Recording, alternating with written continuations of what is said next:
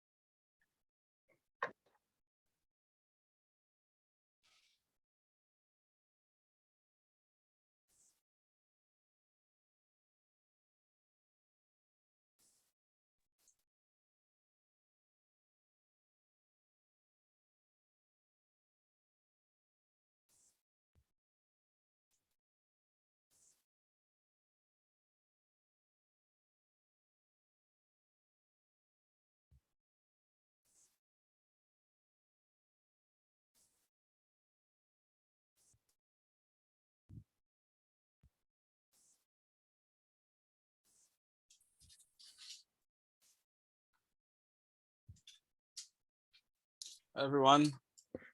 Hey.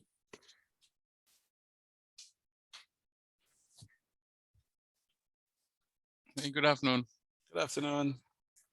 How are you? Fine, thank you. This is Mr. Krishna. Yes, yes, please. Hi, how are you doing, sir? Good, good, sir. How are you? Doing well. Santur will join. Okay. From India Tourism. Okay, great. Right. We have parameters on here as well. Hi, ma'am. How are you? Hi, Krishna. How are you? Good, good, ma'am. Thank you. Hello, Abha. How are you? Your voice is breaking in between. Oh, my voice is breaking. Yeah. Yes. Hello. Hello, Hi. Abba. Hi, Abba. Good afternoon. And Dr. Shakila, how are you? Hi, Shakira. Hi, Sunej. Hi, good afternoon, everyone. So nice to see you all. Good afternoon. Good afternoon. Sam. We have the guest of honor is here. Well, Sam is here as well. Good morning. Good. Yeah, so Sam, it's in Washington State, so it's like 3 hours behind us. So good morning to you, wow. Sam. Uh, Thank God you're not in Australia. You normally you go there, so you're happy you're not over Yeah, it's You'll be- strange, isn't it? there. You'll be They're sleeping probably. 7 hours. They're 7 hours earlier in Queensland, but a day ahead. Yeah. So the math gets a little tricky sometimes, but I'm used to it after all these years. Yes, I know. Hey, what's the temperature in New York today? Let's see, it's hot. 86 degrees right now, 86. 86 at 1 p.m. So, Yeah, yesterday yeah. we had like a mini tornado or something. I was stranded for Yeah, it was crazy, yeah, in New York City. yeah. There was also a tornado yesterday in Saskatchewan, Canada, up Yeah? north in Saskatoon, where I worked in the past, and they've never had one before. Hey, that's why we have a workshop today on sustainability, right? We knew that was gonna happen. I talked day before yesterday to a colleague in the Northern Highlands of Scotland, and it was going to be over 100 degrees. Wow. And she said they've never experienced that before in her life. She's in her 60s, Wow. and her dog was incapable of handling it. The dog had never experienced it either. So, Wow. Hey, global warming, Sam. This is definitely, yeah, definitely here. Definitely. yeah, it's certainly climate change. But So I think we have how many guests do we have on right now? Let's see. We have 16 people on right now. There may be some more coming on. So we can get started. I'm flexible. Yeah, we can get started. Well, I just want to say how we met you, Paramita and I. Well, let's get some context for the workshop. Paramita and I received a grant from the State Department to travel to India in September to deliver workshops on climate change literacy. And what better person to train us to give these effective workshops than Sam Ham, who's the expert in communications, thematic communication. So Paramita and I talked about it, right, Paramita? And we discussed this for a while, right, Paramita?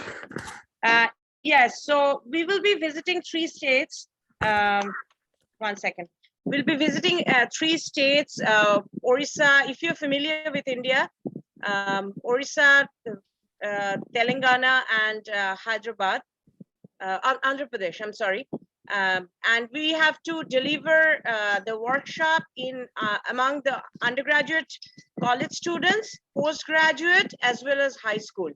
So we have 3 age range from high school to postgraduate. And the workshop will be climate change. And we have a conference also on climate change. And in the meantime, the consulate wants us to talk about student mobility from India to United States. So Could I ask a question, Paramita? Yes. How many languages in the geographic area of your project, how many languages are you dealing with? Yeah, that is a very, very interesting question because India, every state, the language, the dialect changes. So we are, Shakila will be also with us, and Tarendra. None of us are familiar with the local dialect of any of these 3 states. Actually, Shakila is familiar with one of them, I think. But the national language being Hindi, so we are familiar with Hindi. Beautiful. And I think we addressing school students and undergraduate, college students, so they are familiar with English. And also, I forgot to mention, we will also be doing the workshop with the high school teachers as well. Great. Bring the workshop to the teachers. and Dr. Shakila Merchant and Dr. Tarendra Laknan will be here with us. There will be accompanying us, and Dr. Reza Kambavadi from our sister college at City College will be accompanying us to India to deliver these workshops. So they'll be here. They're here as well. So you're going to hear from them. Yeah, I think Shakila is familiar with the language of Andhra Pradesh and Telangana. Yes. But we will be, they know Hindi, I think. The students is well versed in Hindi, and we will have interpreters also. professors and teachers who will accompany us in the workshop. Well, I was also thinking, I noticed in the project brief that Neil shared with me, that you're also planning to use print and broadcast and social media platforms as well. And I was thinking in particular about broadcast media. I know in rural areas of developing countries, India is not, where I've worked in the past, that radio was a very strategically important medium because the radio station always spoke the local language. And I was wondering if radio is that part of your plan, your message delivery plan, or is that not something that you're going to rely on? Well, I think that Wonderful idea, wonderful idea. We will talk to the universities about the radio platform also, definitely. Yeah. Thank you. I think the consulate in India they're the ones who they will be taking broadcasting the events to many different media like TV, radio, etc., newspapers. So I think they may be helpful in this respect to understand. Yeah. Yeah, Okay. we Just out of have curiosity. Mrs. Abha Jaiswal, who is the present Consul General's wife, Consul General Jaiswal, who is posted in New York City. His wife is present here. So we will definitely discuss about radio later on. Great. Thank you. So I just want to take the time to just introduce again Professor Sam Ham. Sam is a professor emeritus at University of Idaho. He's a psychologist. He's very well versed in thematic communications, which is a field especially slanted towards sustainability. I remember I went to Australia like in 2013, I think it was, and I saw a sign up there said, on Tongsville, on the hill of Castle Hill, says, "Up here, the sun makes you cool." I said, what does that mean? How can the sun make you cool up here? So I asked Greg. Greg is a common friend of Paramita, myself, BCC, Sam, so we all have this connection to Greg Bruce in Australia. He's a head of sustainability in Australia. And he said, that's Sam Ham's doing. So that's how I first knew who Sam Ham was. And boy, he is very prolific. He has 400 publications. He has written the theories. He's developed all the theories on thematic communications. He has written a book, Making a Difference. It's become like a Bible of thematic communications and persuasive communications. And again, this has become very important in terms of energy consumption, energy usage, solar, etc., water usage, climate change now, and many other aspects of sustainability. So Sam is a developer of the Torah Model, which he's going to talk to us about here. Sam has done a lot of work. He has done a lot of awards. He has done work in some 53 countries. 53 countries. I can't believe that. That's almost like a 1/10. How many countries are there, Sam? We've been in 53 of them. That's almost like 20% of the countries in the world. You've been there. And you've been to Australia 60 times to Australia, 60 times to Australia. If you travel to Australia one time, it wipes you out. He's been there 60 times. So he's well-versed in jet lag and how to minimize jet lag. Right, so I just want to mention one thing before we start, that our provost, Dr. Lester Sanders Rapallo, is here. If we can say a few words before we start. Sure. Thank you so much, Paramita, and thank you so much. My apologies. My apartment has some electrical power outage, so I'm using my phone. So my sincere apologies.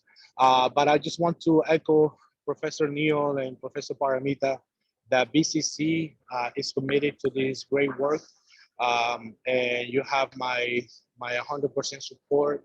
I'm so excited for the communication, the support, and the collective good that will born from this discussion and this partnership, ongoing partnership, I must add. And I look forward to future projects as well. Thank you so much, Professor Neil and Paramita. Thank you, Provost. Thank you, Provost Rapallo. Provost is a big supporter of all the projects that we have done and we've gotten involved in, and even more to come. So thank you, Provost. We appreciate all you've done for us on our projects. Thank you. So again, as I continue, Sam is again one of the most distinguished professors you'll find in the world. He's a top expert in thematic communications in the world. He has many awards, worked for many clients. When I asked his client list to share with our research foundation, there's hundreds. he gave me, I think he gave me like 50 of them, I believe it was, but it's a who's who of all over the world, in Australia, and the parks department, everywhere. So Sam, you know, we want to pass it on to you, and I know you're going to ask everybody to introduce themselves for about 30 seconds so you can get a feel of who's here on this workshop.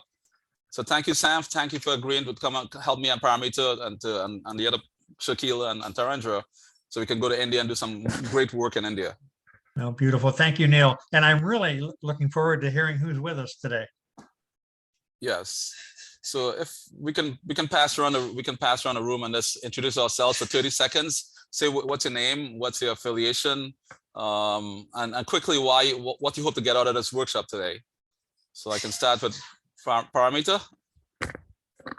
Hi, I'm Paramita Sen, faculty in the Department of Chemistry, Earth Science, Environmental Science. And I mean, looking forward for this workshop. This is an absolutely necessary for me before I conduct the climate change workshop in India, how to make it more fruitful and more effective, because we'll be addressing about a few thousand students in that 14 days. Abba. Hi, good morning. My name is Abha Jaiswal. I work in the field of, I've worked in the field of communications. I've written in newspapers. So for me, it's very important. I think behavior change communication is immensely important. Even if we look at health, we look at environment. And I think I went through your slides and your focus on how information needs to be shared and how you need to evoke the other person, the receiver of the information, to really start thinking, and that will really help the person to act. I think that goes with health, that goes with environment, and these are very crucial aspects of how we have to deal with climate change. So I'm very looking forward to what you have to say. Thank you. Thank you. Sunaj, as I go on my screen, Sunaj. Yes. Yes. Hi, my name is Sunaj Hans. I'm also with at BCC with Chemistry Department, Chemistry, Earth and Environmental Sciences. I also went through the PDF files which Professor Philip shared with me. I didn't do any work in a communication, but I'm looking forward to learning and exploring more from your side of view. And I looked at one document where you give all the letters with the corresponding words. And there were so many words corresponding to S letter, but that was amazing because I never thought about that before. There were only few, maybe there was only one with X. Yes, there's a lot more to learn, I guess, from you from today's workshop. Thank you. I have to tell you, Shun, that the way that list of verbs was created was one night many years ago when I decided, which will tell you something strange about me, I decided to read the dictionary.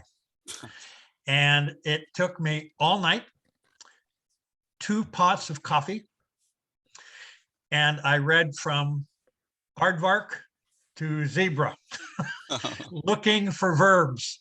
And my only filter was, does this verb create an image that I can see in my mind? If it didn't, I went to the next verb. And so it was 2,500 or so verbs. And only then did I realize how many verbs that are visual verbs start with the letter S. And so it was as much a surprise to me as it was to you. Okay, thank you, Sam. Thank you for sharing that. Dean Lopez. Good morning and good afternoon, depending on where you are. My name is Manny Lopez. I am the Dean for Students at Bronx Community College. I'm here today as a student, happy to be here as a student. Thematic communication is a robust concept for climate change for sure, but I'm also interested in its various applications. My area of research is in urban education with a focus on purpose and meaning in life. So I'm extremely interested on learning more about these constructs and various lenses that apply to my work and my personal life. Thanks for having me here. Thank you, Dean Lopez. Professor Tarendra? Oh, hi, everyone. This is Tarendra Lakhankar, senior scientist from City College of New York. I work on the area of snow, soil moisture, and weather station in the New York City scale. And this I am really exciting to learn a lot of things from you, Sam, because once we go in next month to India, this will be very useful for us when we communicate hundreds of students. Thank you. Thank you, Tarendra. Femi? Hello, everyone. I'm Femi. I'm the Health and Safety Officer for the Bronx Community College. But I'm here as a student, like Manny said. I'm here as a student because I have research interest in climate change risks and environmental health and sustainability. And I know that all the strategies around climate change, there has to be the proper messaging around it, so there can be a lot of buy-in to whatever it is we're sharing, whatever it is we're selling. So I'm really here to get ideas, learn a lot, because soon I'll be writing a dissertation, a doctoral dissertation in environmental health, and I'm really focusing on sustainability and the messaging around the strategies around sustainability and environmental health. So I think this is a perfect session for me to learn from all the professionals there, and particularly Professor Sam Han.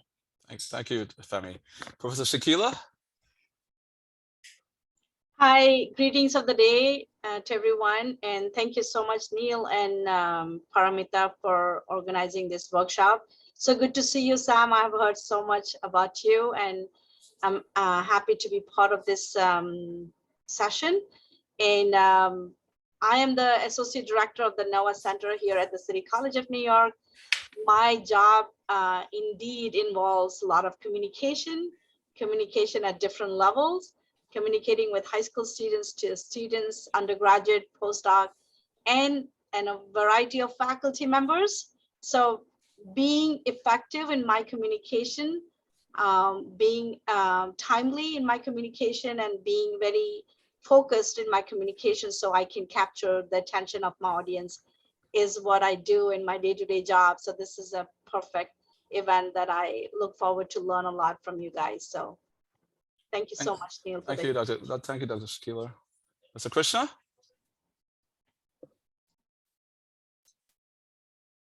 You're still muted, Mr. Krishna. You're muted. Hi, good afternoon.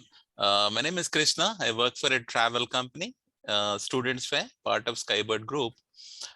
It's very important. Communication is the main tool or the way we communicate what we want to tell others. And not only verbal, thematic communication is most influential, and it conveys the right meaning than using many words. That's what I feel. And it's very nice of Dr. Neil and Dr. Paramita to add me onto the conversation. And Dr. Sam, look forward to your input, sir. Thank you. Krishna, can I ask, did you say you work in tourism? Yes, travel and tourism, yes. Yes, well, that's been the center of my work for about 4 decades. So we have something in common there. Yeah. Yes, sir. And earlier I was, for 14 years, I was with the Government of India Tourism Office, Ministry of Tourism. And for the last 17, 18 years, I'm with the Travel Trade Private. All right. Thank you. Nice to meet you. Okay. Nice to meet you, sir. Katerina? Katerina? Okay. Joe? Getler? Hi, Professor Philip. I'm sorry. The internet connection is a little bit really bad. Okay. Just introduce yourself really quickly, Katerina. Hi, so I'm Katerina. I'm a civil engineering student at City College of New York. And I'm really sorry. I am a bit anxious as well.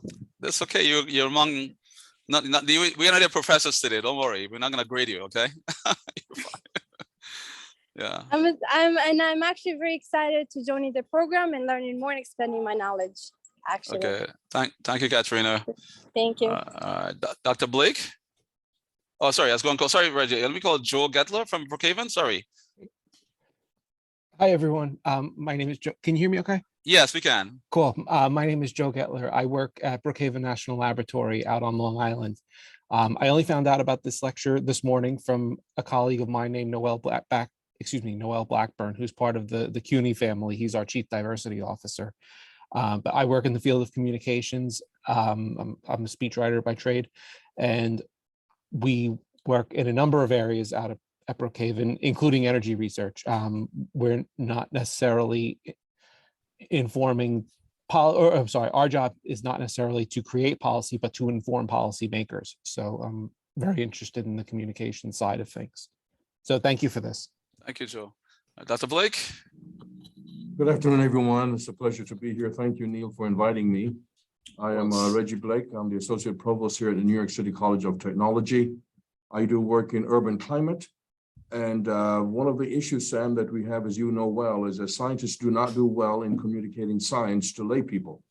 And I just want to come with an open mind and learn a few things from you. So I'm happy to be here. And thanks again, Neil, for inviting me. Of course, Reggie. Thank you. And also, Reggie Blake is a colleague of Noel Blackburn, Joe, by the way, and myself and Michael Lewis here. Dr. Brian Van Hull?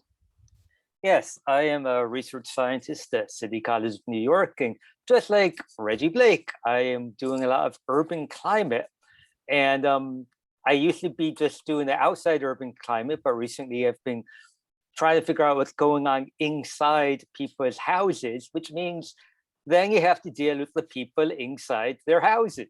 And I can tell you, science was a lot easier before I had to deal with people. So if you have any hints you can give on how to get a wide variety of people to all move in the same direction, it's very useful.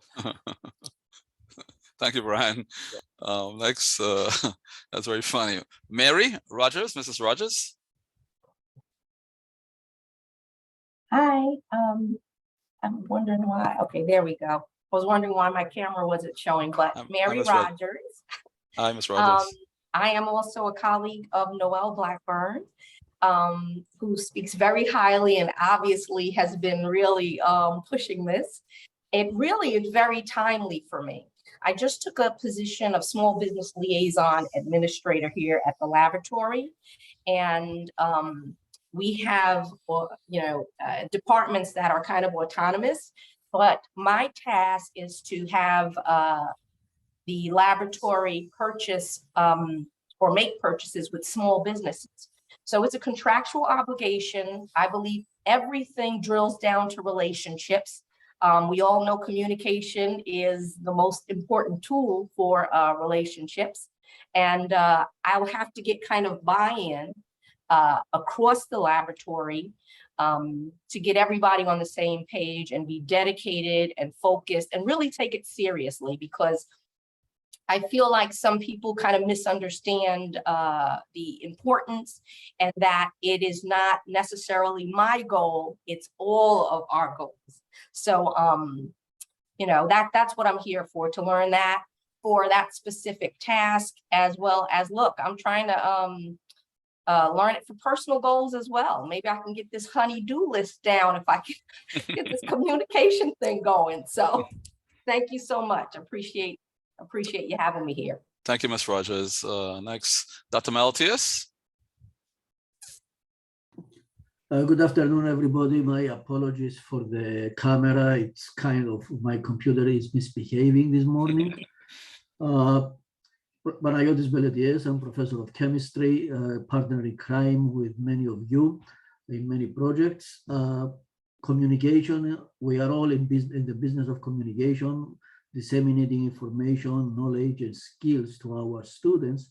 So becoming better, and that's the reason I'm attending this one. I want to improve myself as much as possible to be able to communicate with students and colleagues in a better and more effective way. Good afternoon, everybody. Thank you, sir. Dr. Lewis? Good afternoon, everyone. Hi, Mike. Can you hear me? Yes, Mike, we can hear you. Yes. I just want to say thanks, Neil, for inviting me. I'm not very familiar with the area, but I'm just very curious, want to learn a lot. I work in the information technology area in the government sector, government contracting sector. But I have, I've been working with Neil for many years, and we intend to do some work in the near future. And Mike is also a colleague of Noel Blackburn as well. Yes, exactly. Classmates. Okay. Yep. Thank you, Mike. Mohammed?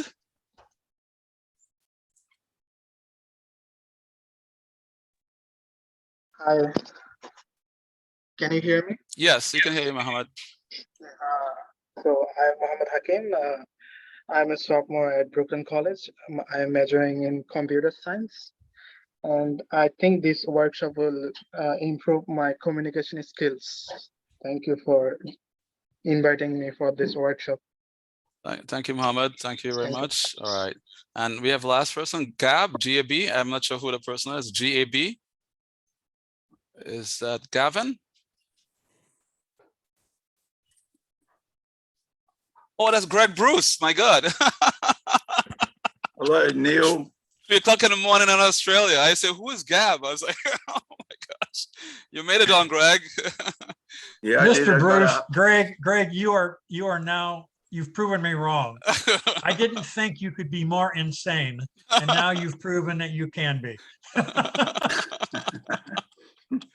Oh my God, Greg, it's 3 o'clock in Australia. 3 o'clock in Australia. Give us a quick thing, Greg. Give us a quick. Well, it's certainly getting up at this hour is not my idea of good fun. However, it's worth it because I love my relationship with communication, and from the Bronx to Idaho, and from Townsville, and then through with Neil and Paramita with India, and I think that the work that Sam does is probably our foundation: cognitive psychology and human communication and relationship-based tool, working in our system designed for change in Townsville. And if people knew what Townsville was before, as a heavy industrial, dirty chemical, rangelands, Texas-like place, a lot of racism here, and we're slowly transforming the city into a sustainable destination, of which we've now received awards for over the last 25 years. Thematic communication and persuasive communication has been a key part of that, along with collective learning, but it's all the same stuff. It's about the brain and mind. And it is literally about not talking and telling anyone about science, but as the book title of Sam's book, Making a Difference on Purpose, is the relationship you have with another human being, and that they don't think like us. But that's all I'll say for now, because it's a privilege to be here, Neil. Thank you. Thanks, Sam. Thanks, Paramita. And hi, of course, to Reggie as well, my mate from Jamaica. And nice to see you, Reg. Same here, Bruce. We got to get back to Jamaica. Good morning. That's Good not our morning, plan. Greg. Morning, Paramita.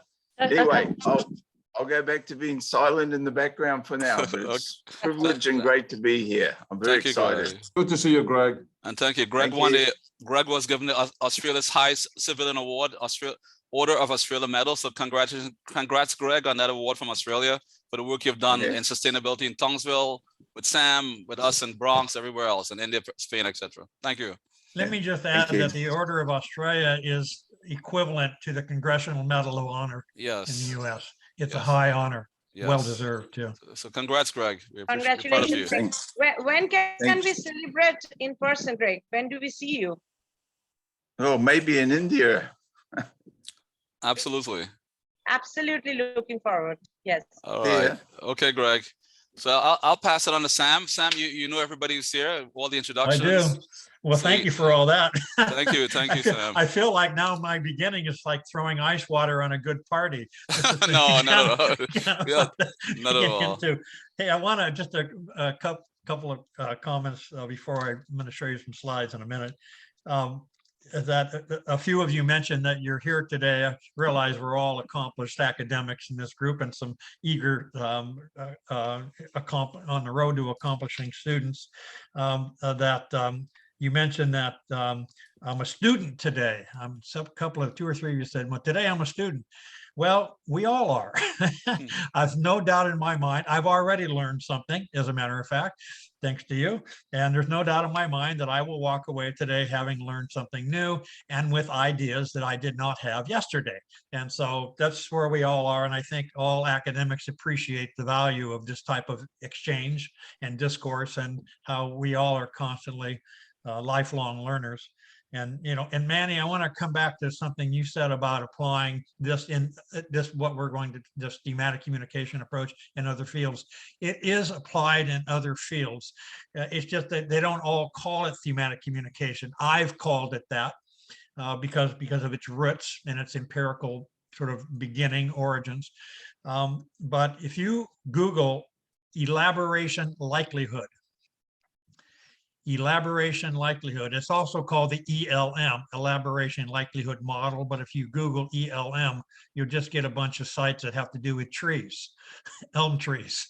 And so if you Google elaboration likelihood, you're going to see a few million hits and you're going to see a broad range of fields. I've done workshops and research in the context not only of sustainability and energy and water use and climate change, but also in the field of sustainable tourism. And a lot of it including in national parks and protected areas, getting visitors to do things that don't damage fragile cultural or natural environments. A lot of work in travelers philanthropy, raising literally millions of dollars by motivating tourists to leave a little more money behind in funds that are dedicated usually to an NGO or a foundation of some type to support local conservation and local social benefit programs and so forth, and workshops for lawyers and courtroom argumentation, and lots of science teachers, marketing and advertising firms. And so it's broadly applied because the human brain isn't different in all those contexts. You know, one person can be, you know, visiting a park in the morning and then later on be watching a television ad, and then later on going to, you know, an art museum, and you know, in a single day, the same human brain can be a number of different audiences, and the same psychology will apply to that human brain in the same ways every time physiologically. The only thing that differs is the context. And sometimes the rules of engagement, as in a courtroom, for example. But so I just because you mentioned that, I wanted to assure you that you're on a good path if you explore the elaboration likelihood model, which is one of the two big models and body of research that thematic communication is based on. In fact, it's the primary one until we start dealing specifically with wanting to influence behaviors, and then we bring in another model called the reasoned action model that goes really hand in glove with the elaboration likelihood model. But having said that, thank you, Neil, for inviting me. Thank all of you for giving me your time. I see we're supposed to end at noon, and we're already over a half an hour into that, and so I better get going. In 2 hours, I am not going, if you came here to learn how to communicate with your audiences, you've come to the wrong place. One, we don't have very much time, but the other reason, and more important reason, that I say in every workshop is that in communication, all things are 100% audience dependent. When the audience changes, everything can change. What would succeed well with one audience suddenly will fall short with a different audience. And because you know your audience is so much better than I can, I couldn't possibly tell you specifically how to communicate until I had learned a lot more, which you already, the knowledge you already have, at least those of you who are familiar with the audiences in India that this project is aiming to impact. So with that, I'm going to, rather than try to teach you anything about, although you probably will learn some things about communication today, what I really want to try to do is just impact your point of view about it. And when you wake up in the morning and you're presented with a communication problem of some kind, which set of glasses do you put on and look at it and break it down into its component parts, which start with a visual mental construct of what success looks like, or what does excellence look like? How would you know it if you see it? This is an empirical journey that I've been on for over 4 decades, and it's what led to the Torah Model, which is T-O-R-E. The T is for theme, by the way. We'll come to the other 3 very shortly. And it's based on the premise that if a communicator can envision ahead of time the plausible, by plausible, I mean empirically substantiated pathways through which success or excellence is even plausible, right? Then you have a great advantage, because now you know where to start, how to think, and you'll also know when you're done and whether you've done a good job or not. And so that's what I want to take up first today. And I'm going to start, I think you all have these handouts for this slide set, which I'm going to start with now. And I'm going to call it the meaning making look at persuasive communication. Meaning making as the end game of persuasive communication. When is communication successful? You may or may not be familiar with the word end game. It comes really from a play. It became popular street language going back to the 1950s, when Samuel Beckett published a play, a stage play called Endgame, which was about chess and murder.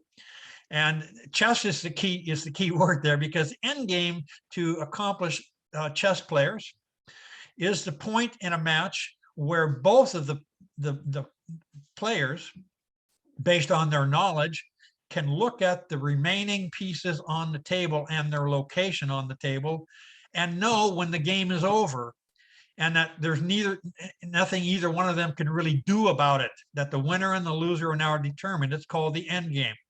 And when I talk about the end game of communication, I'm talking about that. End game is how things look when some process has reached a successful conclusion. And so it's fair to ask then, what is the end game of communication? What does success look like when the communication process has played itself out successfully? Here's the premise we all have. We all proved that in our introductions this morning. We all are trying to make some kind of difference. And specifically in the communication field, the differences we want to make can usually be discussed in terms of the Holy Triad of communication outcomes. What our audiences think, what those thoughts lead them to feel, and sometimes how they behave, how they choose to act or not act. Both are behavioral decisions, actions and inactions. And so that's just sort of the starting point here of the perspective that I want to give you. I'm just going to ask you to follow along with my logic today, try to engage with it and make sense of it, and then we'll move on from there. Reminder, though, that we're not the audience. As Greg Bruce mentioned, our audience are normal people. We're not normal in this sense. Now, what is normality? Many of you have a background in statistical analysis. You know that normality is a statistical inference. And you all probably know about Tebachev's theorem, that about 70% of humanity on any issue of discussion, any belief, attitude, value, behavior, about 70% of humanity is in the middle of this curve. And on the critical regions, on the two extremes, that's where we are in one of these. This one in here is probably the cutting edge These are people armed with the science of sustainability and climate change and all the esoteric and arcane body of knowledge that lies behind that. And we are the elite few who now have chosen, self-selected, chosen ourselves now to communicate with normal people to think and reason more like we do. So Sam, are you showing a slide right now? Are you sharing? Yeah, you need to share the screen. Oh, yeah. You are not seeing my screen. That's because Yeah, I you can- didn't share my screen. Yeah, share the I was screen. in a hurry to get going. And now I'm going to share my screen. Yes, Can you thank see that now? Yes, we can. Yes, thank you. Thank you, Brian. Okay, well, I just lost another 5 minutes, so I'm going to get That's through this okay. quickly. So here's the end game word. There's end game. Chess, the successful, a process that's played itself out successfully. The end game is how things look, a mental construct of success. Started off by saying we're all trying to make a difference. The differences we're trying to make are I call it the Holy Triad. These are cognition, affect, and behavior, how our audiences think, how those thoughts lead them to feel about something, that's attitude, and how they choose to behave. And then making the point that, however, we've got to remember that we're not the audience, because often, as I think it was, I don't remember, it might have been, was it Reg that said scientists are not very good at talking to non-scientists, normal people. They outnumber us, that makes them normal. And when we fail to recognize that, we end up talking to ourselves, and we look at messages and we decide, well, gee, I really like that message. Well, I really like that message because I'm making the assumption that I'm representative of the audience that I want to reach, when in fact, I am probably very different, especially in terms of my technical background. And so it's always important to remember that we're not this audience, because that would lead us to project ourselves into their reality and to try to understand how they feel and how they think already about things that are not as nearly as familiar to them as they are to us. I mentioned that this is the sort of we can think of this as the cutting edge. This is us, the self-selected few, armed with all the knowledge, who have taken it upon ourselves to try to communicate with normal people, the vast majority of society, in ways that will make them think and feel and behave more like us. If we were truly representative of the audience, if we were here, we wouldn't even be having this discussion right now, because all those people would already think and feel and behave like us, wouldn't they? This over here is not the cutting edge. You would call this the lunatic fringe. This is where people who are deniers and people who just think we're a little loony, put us, you've heard the euphemisms in the environmental field, fern feelers, tree huggers. My favorite one is earth muffins lately. And so, but history is going to determine where we are. In the meantime, I want to concentrate on this because there's an ethical issue involved when we start trying to basically make these people more like us, isn't there? And so I'm saying that because the stakes are so high, and I have no ethical problem with the premise that what I'm advocating is good for them. It's a positive for them. Even if they resist it, even if they disagree with it, I know I'm doing the right thing. And so that's how I deal. I think it's important to touch this ethical base, because we are manipulating in some way. Whenever we talk about persuasion, we are. And so I just wanted to touch that base and move on. So the question is, how do you know at the end of the day if you've done a good job? What's your end game? Did you make the difference that you hope to make? You know, recently in some work I'm doing with Energy Queensland right now in Australia, these are the kinds of things they're saying that they would like their audiences to be saying and thinking when they're done. They'll like what I'm saying. They'll be interested in what I'm saying, and they'll want to get involved, and they'll do they'll want to do what I'm advocating that they do. These are the kinds of things that might constitute your end game as well.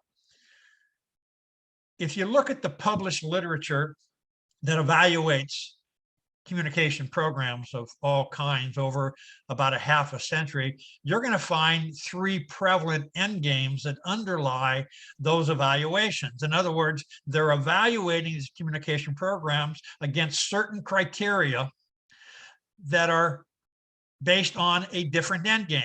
There's a didactic or teacher end game, which is about people being taught and remembering facts that we give them, the technical information. There's the infotainment or entertainment end game, where the goal is to capture and hold attention. That's what entertainment literally is. It means to hold within, literally. In Spanish, we speak Spanish, entretener, to have within, or Old French. In English, we use the verb to entertain in a way that's more like the way a cognitive psychologist thinks of entertainment.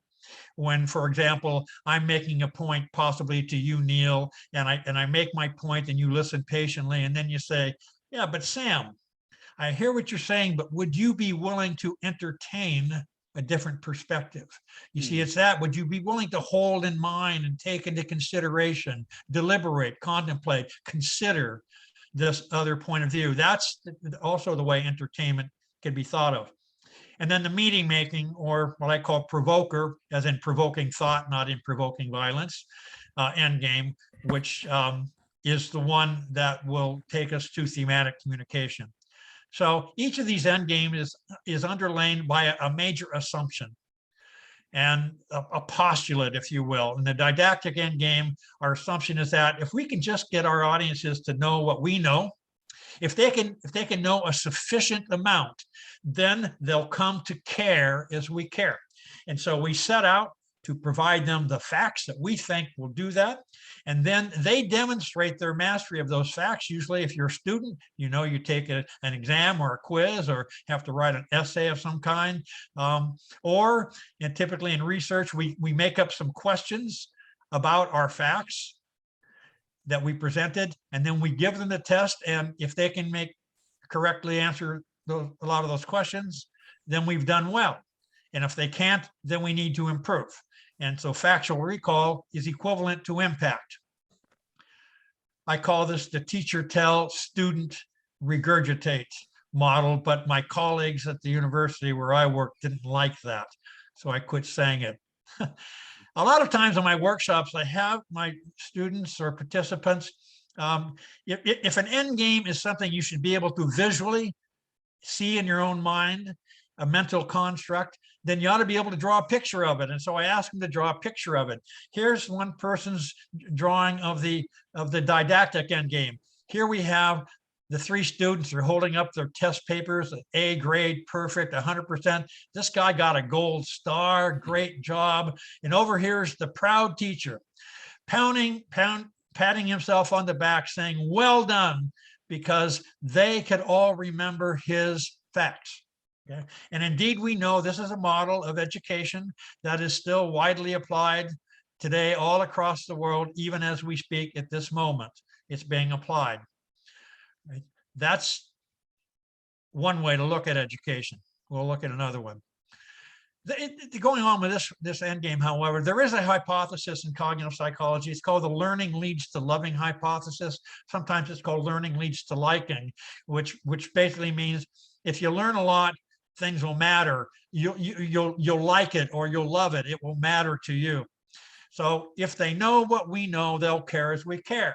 And in this hypothesis, we assume that deepening a person's knowledge about something will lead to an appreciative attitude about it, liking it or loving it, and that attitude will then shape future behavior. If you get nothing else out of this morning or your afternoon, I hope it's this. That is just not supported by research. It's never been supported by research. It's been tested straight up a few times, but it's been tested thousands of times, maybe tens of thousands of times. Anytime anybody does a study and they try to find a correlation between knowledge gain and attitude impact, and that relationship doesn't show up. They don't correlate. I think the reason we do this continually, and so many studies still are based on factual recall indicators of success, is that we all know that knowledge is good. Name an academic that doesn't think that, right? But I think there's an even more practical reason, and that is how difficult it is to make up some arbitrary questions that you think are important, and give a test to somebody and instantly get data, run those data. You can easily do this in a 2-year master's degree program, which, by the way, tends to be the majority of these days of these studies, because you can do a study like that in 2 years. Let's move on. What studies show is that how much you know has little to do with how much something matters to you, right? Sometimes I ask people in my workshops, a lot of whom, like you or everybody virtually, is either a university student or has one or more degrees from a university. And I ask them facetiously, so where exactly were you in your educational journey? Your first year at the university, or maybe your second or beyond that? When had you learned enough to finally care about your major field? How much did you have to learn in order to finally care? And of course, I get those quizzical, crazy looks because it's a silly question, isn't it? Because every student knows that you're majoring in a field because you already care. What studies show is that learning doesn't lead to loving. Loving leads to learning. The more you care about something, the more you want to learn about it. And of course, in these tests that have been done, forgetting is normal and predictable. If I gave my test of the facts to a person immediately after the communication event, then I would expect to get, with a large enough sample, a normal distribution, wouldn't I? With 70% of humanity in the middle somewhere, a C grade. But if I came back 24 hours later, that would change, wouldn't it? And if I came back a week later, we're going to see a lot of people failing that exam. And if I came back a month later, you can see that this very approach to evaluating communication sets you up, the evaluator sets you up for either mediocrity or failure. And so the question is, after the facts are forgotten, and they will be, that's not to say they're not important, but they may not be indispensable. After they're forgotten, which inevitably they will be without some future reinforcement, once they're forgotten, is there any evidence empirically to suggest that there might be some residue, something left between a person's ears that would constitute having made some kind of difference? And the empirical record is no, almost certainly not. Now let's look at the infotainment endgame. Don't ask me about this photograph. Yes, that is what it appears to be. This is in Australia, Neil and Greg. This is in a living history outdoor museum in Victoria in the Goldfields. It's called Sovereign Hill Outdoor Museum. And these are actors. And they're portraying 1880s Australia at the time of Federation, actually, in this gold mining town. And this is the first place, by the way, that the Southern Star was ever appeared raised on a flag. And that is a pile of horse manure. Anyway, people are very entertained by that. Here's the assumption of the infotainment endgame. If we can just hold their attention long enough, remember, entretener, to hold attention. If we can hold their attention long enough, good things should happen, shouldn't they? I mean, that's as far as this goes. So the goal here is to capture and hold attention through entertainment, literally. So what does the empirical record have to say about this? Well, we'll come to that. Here's the drawing first. I want you to see the drawing. here we have the three people in the audience. Notice they're all applauding. They're cheering, bravo, hooray, encore. And over here, the entertaining communicator has got this Elvis Presley like, thank you, thank you, thank you. And he knows, and they all know, that his impact ends with the final applause. It's over then. Like the stand-up comedian who does a 60-minute gig, or the band playing its last song on stage, they both know that when the applause is done, the final applause, that their impact is over. The difference is, now I want to remind you that entertainment is important. When we get to the Torah model, T for theme, O, R, and E, O for organization, R for relevance, and E for enjoyment. O, R, and E are entertainment. The entertainment industry is an ORE industry. So 3/4 of your job in thematic communication is entertainment. And frankly, we live in a pretty serious world today, and a little more frivolity and laughter would be a good thing, right? And so I'm not taking a shot at entertainment. Thank God for entertainment.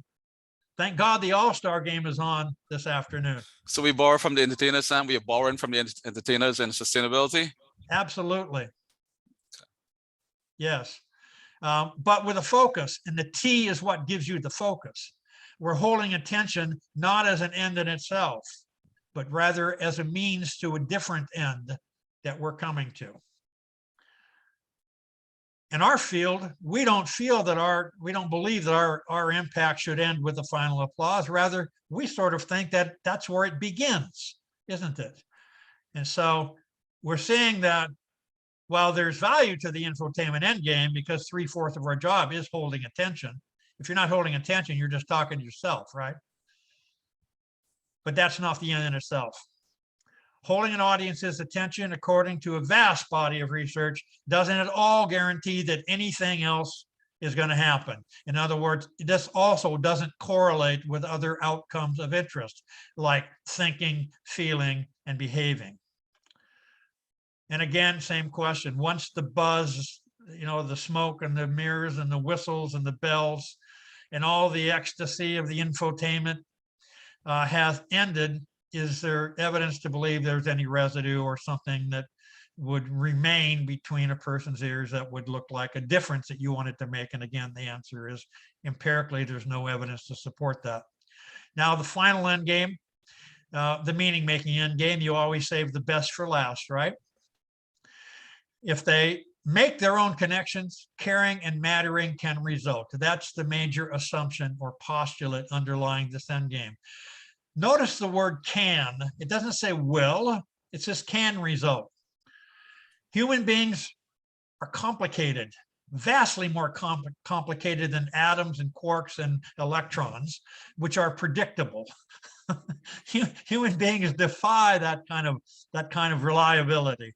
But studies show that if you get people to make their own connections, caring and mattering, the likelihood that caring and mattering will result is significantly enhanced.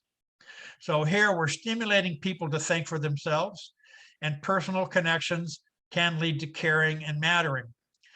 And Manny, this is where the elaboration likelihood model comes into play, because that is the model of communication from cognitive psychology that is the centerpiece and the foundation of this approach to communication. How much something matters to you, these studies show, is based only on the thoughts you think about it.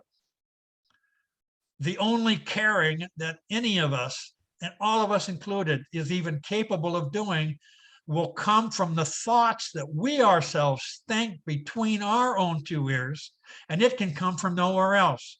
If I tell you to care, that won't make you care. You have to do the thinking of thoughts that will lead you to care.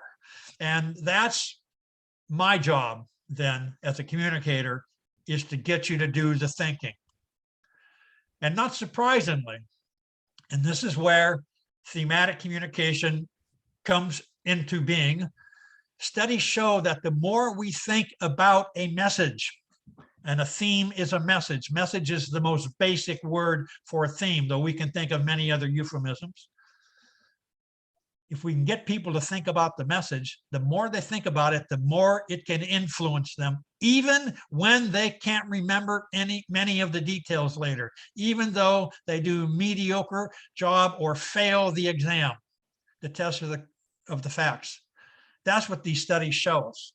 This is the perspective when I said I wanted to try to tweak your point of view about communication. This is the perspective specifically I was referring to. And so our job is to get our audiences thinking about the message, thinking about this thing called a theme, thinking about how could it be that the sun is keeping you cool up here at the top of Castle Hill in downtown Townsville, and thinking about the messages and making their own connections. And in psychology, that is called elaboration. They're building upon, they're adding their own thoughts, elaborating on the message, making their own connections to their parents, to their children, to their workplace, to a story they heard, to a song they remember. They're making all these personal connections. This process of elaboration is unique to the individual. And frankly, sometimes we don't even care what dots they're connecting. We just want them to be thinking about it at all. This is elaboration. And this is the route to persuasion that is behind the Torah model and thematic communication, and supported by a vast body of amazingly consistent research findings since 1985. So we're moving onwards of 40 years now of accumulated evidence. So here's the Torah model. I keep mentioning it. Thematic. The T is for theme or thematic, a strong theme, not a weak one. I sent you all a chapter from my book on All Themes Are Not Equal that talks about what strong themes are, how they differ from weak themes, and how to strengthen themes. And you'll see in there that the main characteristic, the hallmark trait of a strong theme is that it is a sentence, or maybe sometimes two sentences, a sentence or sentences that without any further development, without any more words, alone provokes thinking of the audience. The sun is keeping you cool at the top of the mountain today, provoking thought. Organized in cognitive psychology is all about cognitive capacity, cognitive load, it's called. How much information a human mind can process simultaneously without getting lost or overwhelmed. Easy to process. Relevant. A strong theme, by the way, is relevant because, or it is thought-provoking because it matters, which means it's relevant, and also because it's easy to process. Those are the two stars that have to align for thought to be provoked. It's easy to think about, and you're motivated to think about it. It's relevant. So here we have organized being easy to process also in the whole approach to communicating the overall message, not just stating the theme, but in the overall development or delivery of a message that's been fleshed out. Relevant, it connects to what matters to the audience. They already care about it, and it's enjoyable to process. Notice what you have here is a T, strong theme with entertainment. There's the ORE industry right there. So presenting a strongly relevant theme in an ORE way increases your chances of making a difference on purpose. This is a fair summary of what all of this research tells us. So applying a TOR, well, let's get good at writing strong themes, easy to process themes that are loaded with what I call vitamin R. R for relevance, provokes theme-related thinking, thinking thoughts around the theme. Theme-related thinking impacts beliefs related to your subject matter. Beliefs are our own little statements of facts. They are what I call personal themes, which in turn impact attitudes because those beliefs will lead to feeling or attitudes, liking, disliking, loving, hating. Those are all different types, both different types of attitudes. And if the attitude object, if what I have them thinking about is a behavior, it will also then lead to behaviors that are consistent with those beliefs. And this comes from that other model that I mentioned, the reasoned action model. I've also given you those handouts that explain both of those models. They're actually an appendix from my 2013 book. And also I've given you a copy of the Torah model, the graphic of it, which I'm not going to spend time because I want to get to something else first talking about today, but you have it. And I hope when you look at the Torah model, you'll see both the elaboration likelihood model and the reasoned action model are built into it. It's a synthesis of those two models primarily. This is how I and just about any cognitive psychologist would depict human operating memory. We might quibble over what these words are. I'm calling them themes because that's the word that emanates from my field, but it is also a word that is used not just in thematic communication, but you all probably somewhere in your life were taught in school reading a poem. You might have been asked, what is the poet's theme? And you weren't being asked, what's the poet's topic or subject matter? You were being asked, what is the poet trying to say to us? What's the poet's themes? In stage playwriting, themes are often, the word theme is often used, and the guru of screenplay writing, Lahus Egri, whose book, The Art of Dramatic Playwriting, to this day is still considered the holy grail of playwriting literature, calls it the premise of the play, and then he gives synonyms for the word premise, and theme is the first one, and thesis is the second one. Every field of creative communication has invented a concept that looks like theme, whether it's musical composition, poetry, novel writing, storytelling. There are ever euphemisms, though. These are the thoughts we're thinking. These are the meanings and connections we make. These are we all are the walking accumulation of all the themes we've ever incorporated into our gray matter sitting right here now.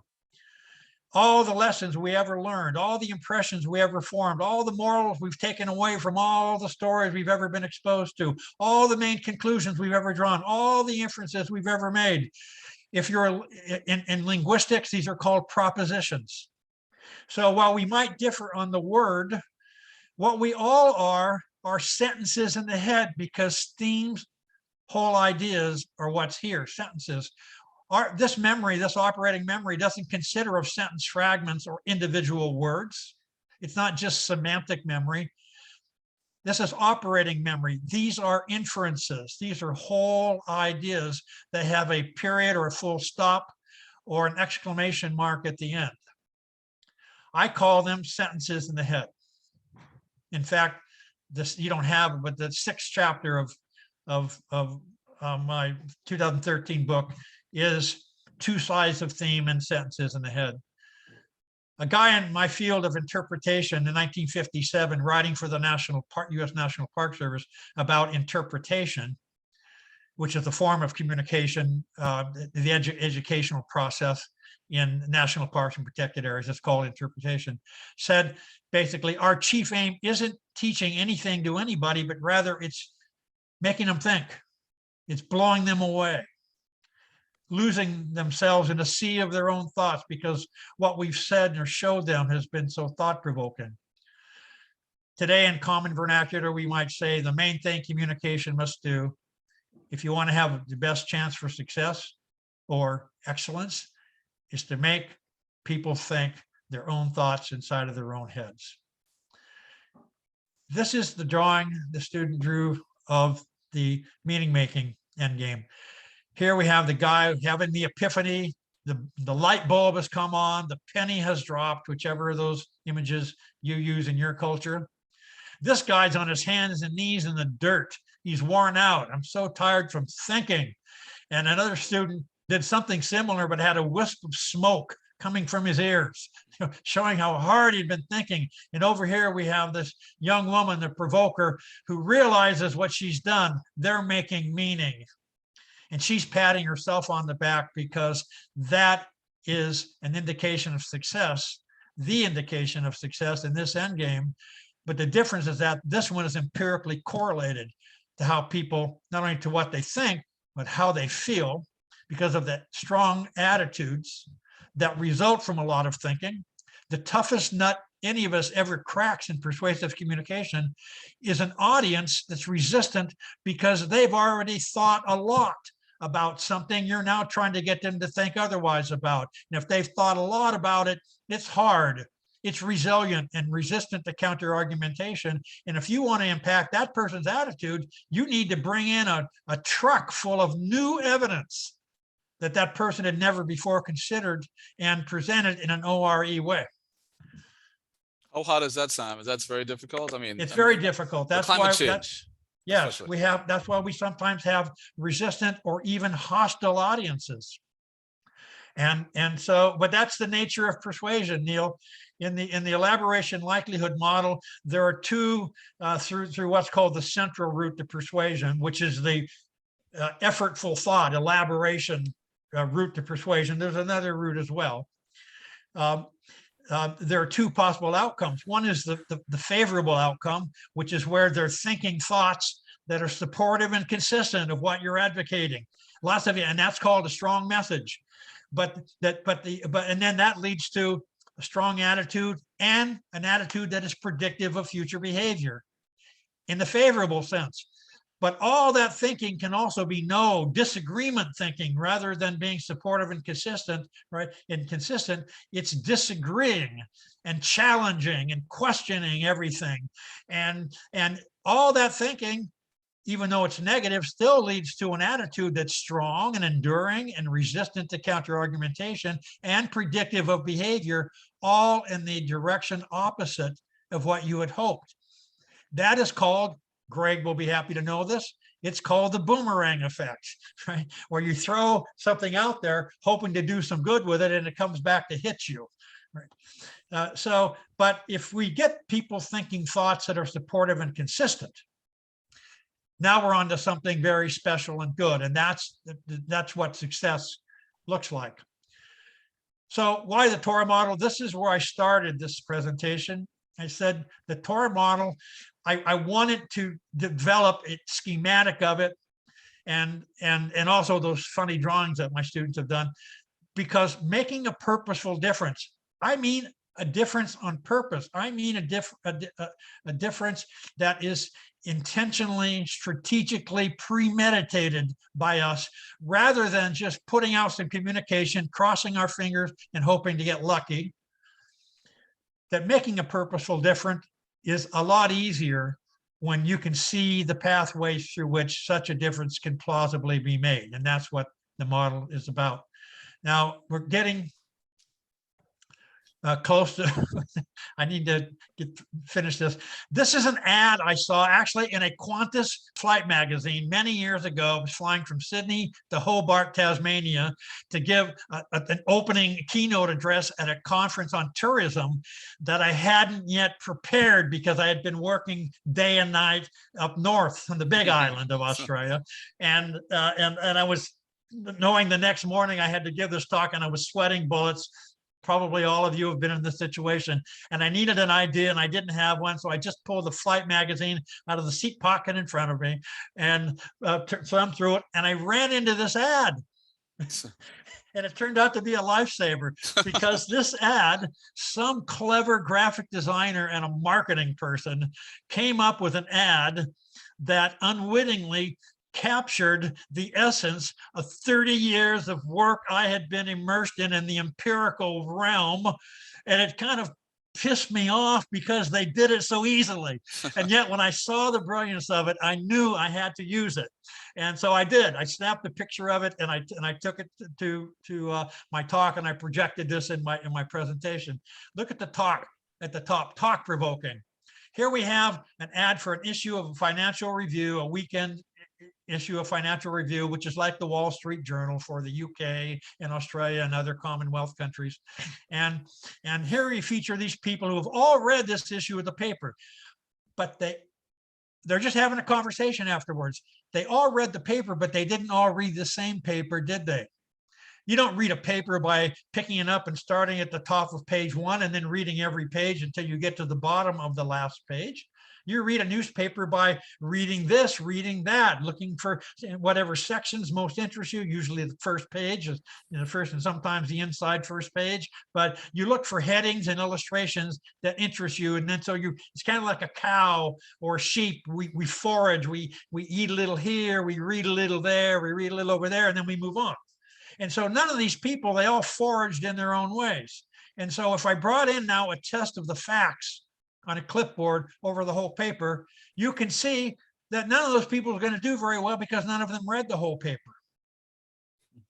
Just like nobody listens to your entire presentation. Nobody reads your entire website.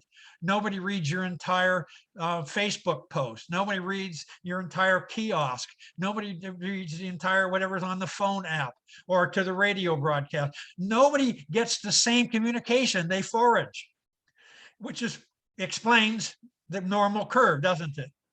And yet, despite that, every one of these people read something that provoked them to think enough that they now wanted to tell another person about it. That's what this brilliant designer and marketing person captured in this drawing. And I really wasn't angry. It was a gift because it was a pretty good talk I gave because of this that.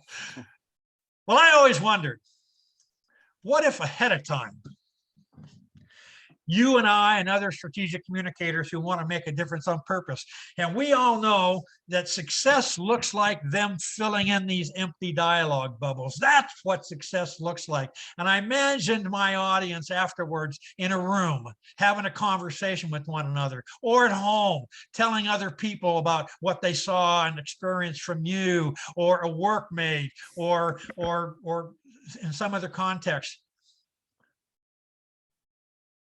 How would they fill in these dialogue bubbles? And how would I like them to? What kinds of thoughts would I like this fellow to be telling that person and vice versa and over here? And are there thoughts that I might not even think of? I might not anticipate, but if I actually eavesdropped on this conversation, when I heard it, it would make me smile. I would be happy with it. Every teacher knows this moment.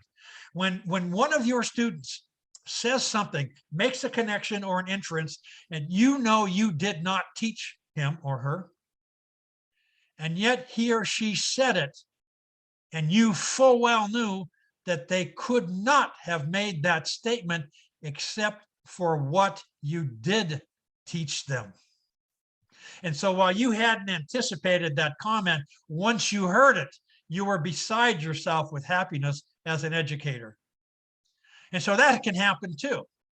But still, if strategically we are thinking this way as we make decisions about the theme, the messaging, delivery, and the creative packaging of it, if we're thinking about this image as we do that, I just think you're going to make better decisions that are going to increase your chances of making the kinds of differences that you want to make. And remember that in this context, what's thought-provoking is talk-provoking. And so here I want you to think especially about were those people after your workshops with the students, what they tell other people, maybe even their families or friends, and the people who are going to get your messages through social media platforms, the likes, the hearts, the wows, the anger maybe. You can get a boomerang anywhere. The shares, that's talk-provoking, isn't it? Sharing what's talk-provoking. And print and broadcast media. Talk-provoking. When you see a movie or a great movie or finish a fabulous book that you never wanted to end, and the next morning or that night is probably the last thought on your mind as you go to sleep, but the next morning it's right back there again because it was so thought-provoking. And then you get yourself ready and you go to work or school or wherever you're going. where you meet another human being with whom you're socially comfortable, and what's the first thing that comes out of your mouth? Have you read this book? Have you seen this movie? What's thought-provoking is talk-provoking. Every study of tourism marketing shows, if when we look at where do people get information that leads them to decide on a destination or choice of a tour operator or that kind of decision, every marketing study shows that word of mouth advertising is number one or number two in terms of importance. And yet it's hard to study because we can't be in the living room. Or as one of you said, I can't remember now who, because I can't see your faces, said that you can't be in their house when you're doing, when you're looking at urban climate, you can't go into their homes. Well, that's where these conversations happen, and at the office, etc. And yet we know how important they are from these studies. So are your thoughts supportive and consistent of the differences you're trying to make? I call that the zone of tolerance. And there's another chapter in my book called The Zone of Tolerance that talks more about this. But basically it's your happy zone. Your zone of tolerance is your, and you don't know where this is ahead of time. You only know where your zone of tolerance is once you start to hear their thoughts, what they're thinking now that they've been exposed to your communication. When you're smiling a lot, their thoughts are in your zone of tolerance. If you start to wonder or cringe, then maybe you've got some work to do. Maybe how you're delivering or packaging your message, maybe the theme itself needs to be tweaked. So it's good feedback. The audience is never wrong. And so you make a purposeful difference. This is the metric of success. This is the metric of excellence in thematic communication, according to a vast body of research. You make a purposeful difference when your audiences think thoughts within your zone of tolerance that you're happy with.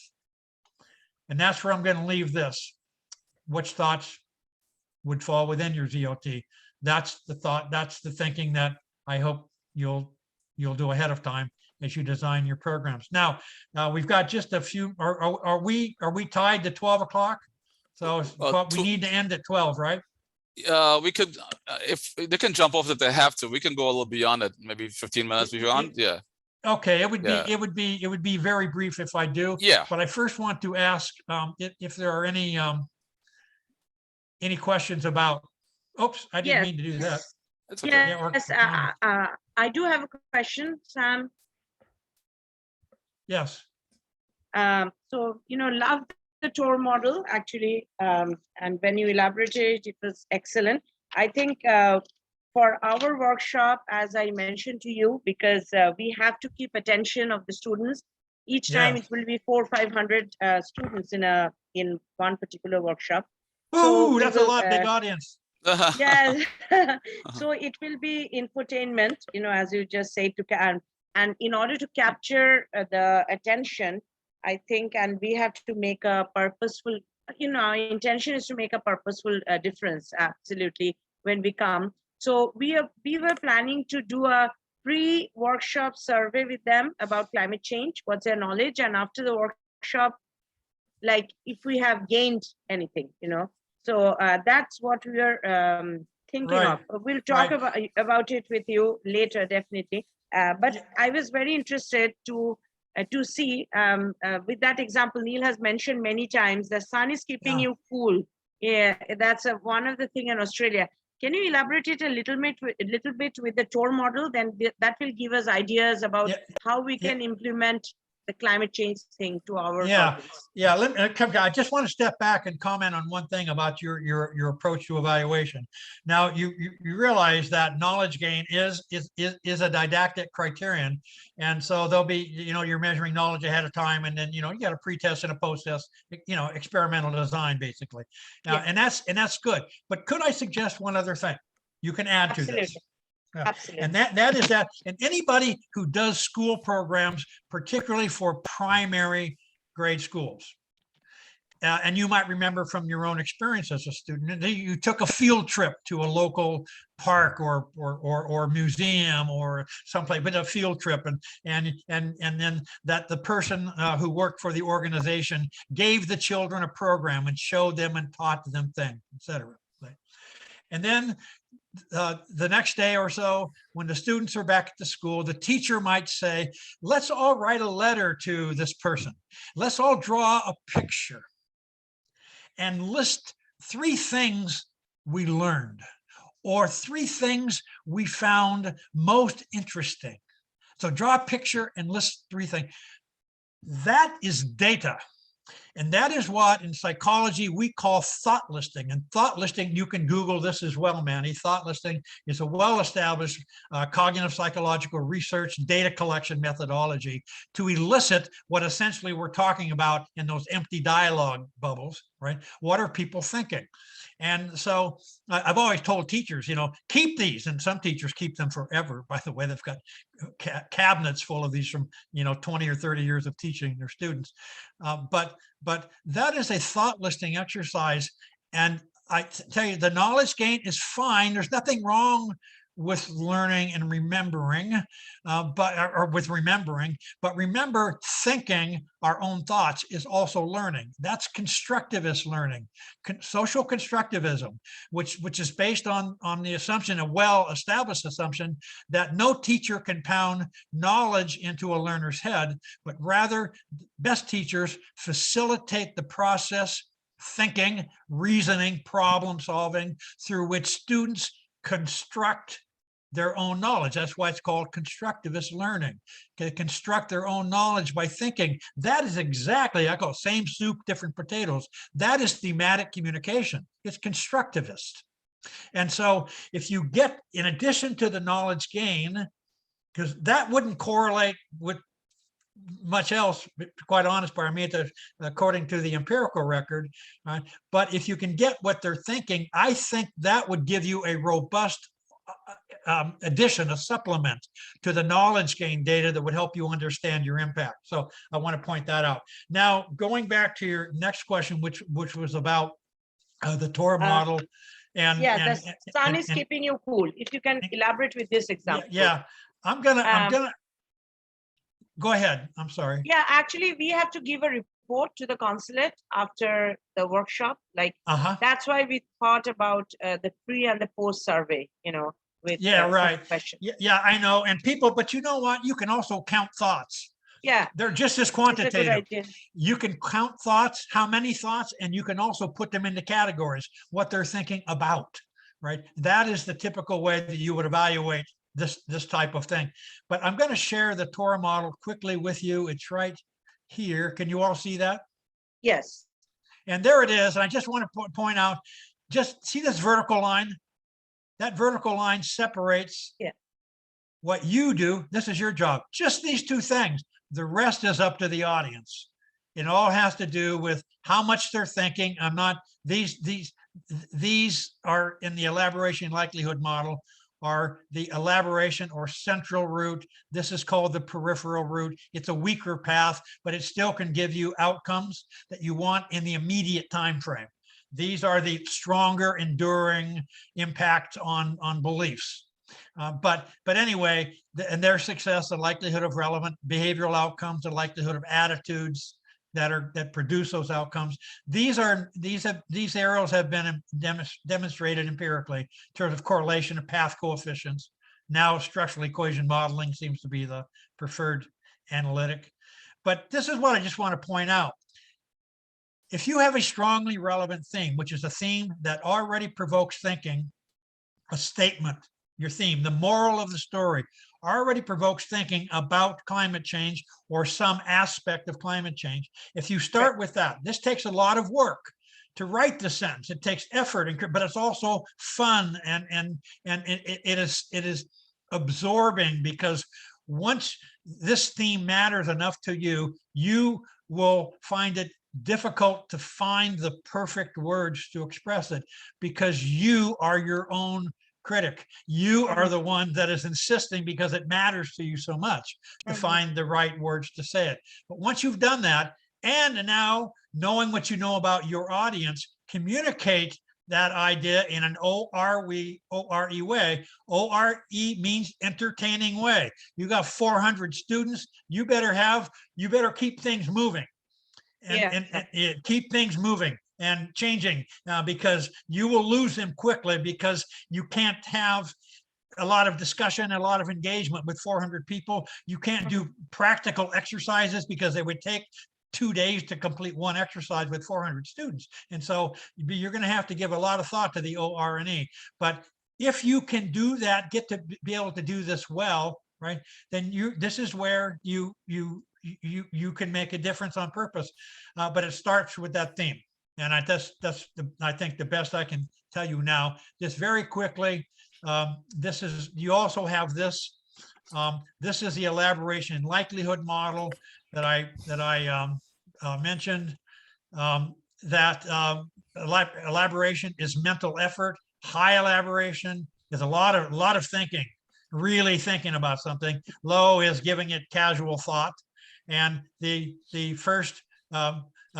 goal always is this central root processing because it leads to the strong positive attitude and that is predictive of behavior. So this is what we're really hoping, but we want to include some things so that this is possible too.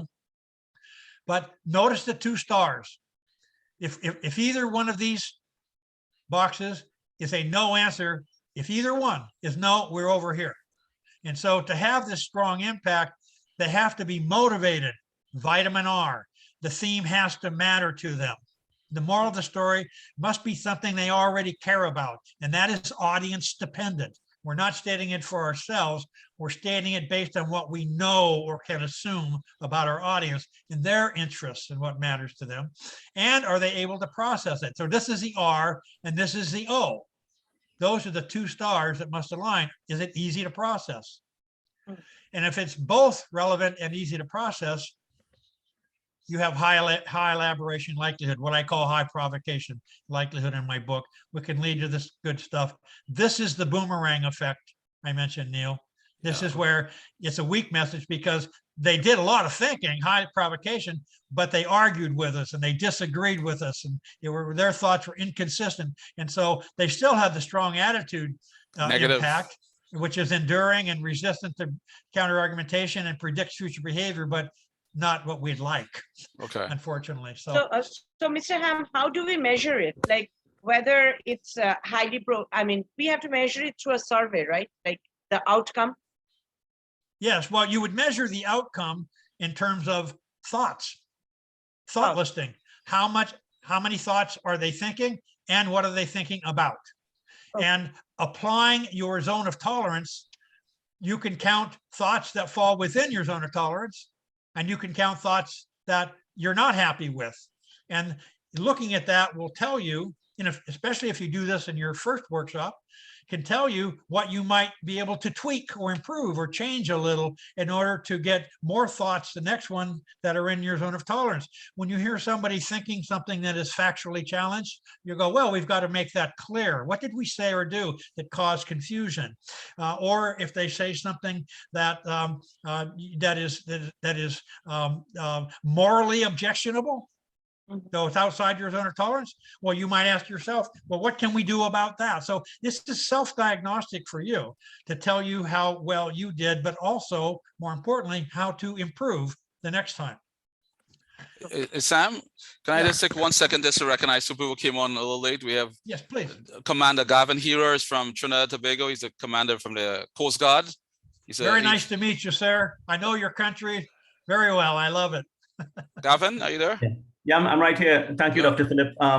Thanks again, Professor Ham, for a very informative and what I'll call exciting presentation. A little bit about myself. I'm a former commander of the Navy out of Trinidad and did some international work with the US and the UK. But presently now I'm into the academic platform. I'm a senior lecturer and module leader with School of Accounting and Management, Trinidad and Tobago, and also the Anglia Ruskin University out of the UK. I'm an adjunct professor with the European Center for Security Studies.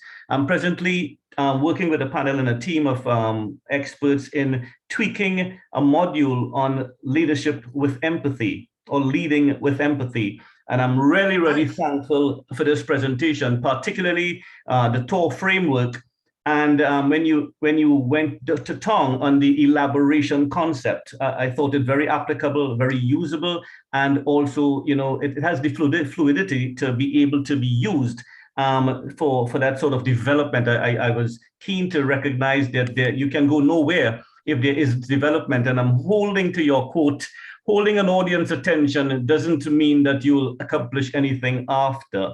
And I can't help but to think about politicians, but we're not here for that. But thank you very much. The ZOT framework, zone of tolerance in a reflective perspective, is not only applicable to the audience, I would think, and I would continue to promote it's applicable to us as leaders and our decision making. So thank you very much for a wonderful presentation, and I'm keen and locked in and listening. Thank you, guys. Thank you, Gavin, very much. And with all the things you do, I'm wondering what you do in your spare time. Gavin is my ex-classmate. We went to high school together, so we go a long way back. Gavin, I told Neil the other day, we were having a conversation. I've been to Trinidad and Tobago a few times and still have former students there. And told him that, you know who Earl Lovelace is? I mentioned him, and I took pictures of a couple of Earl's books that I have. That Earl Lovelace. You familiar with Earl Lovelace, the author? Yes, and have used him in some of our literature studies. Yes. Yeah. Outstanding writer. Yeah, outstanding writer. But when I met Earl, the night I met him, he was my driver at the airport. My wife and I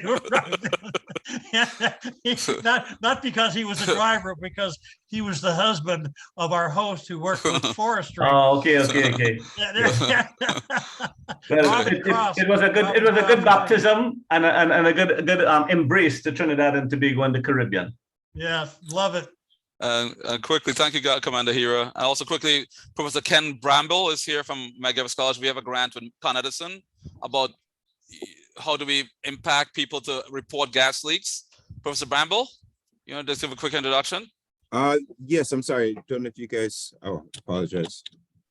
Realize my camera isn't even on. All right.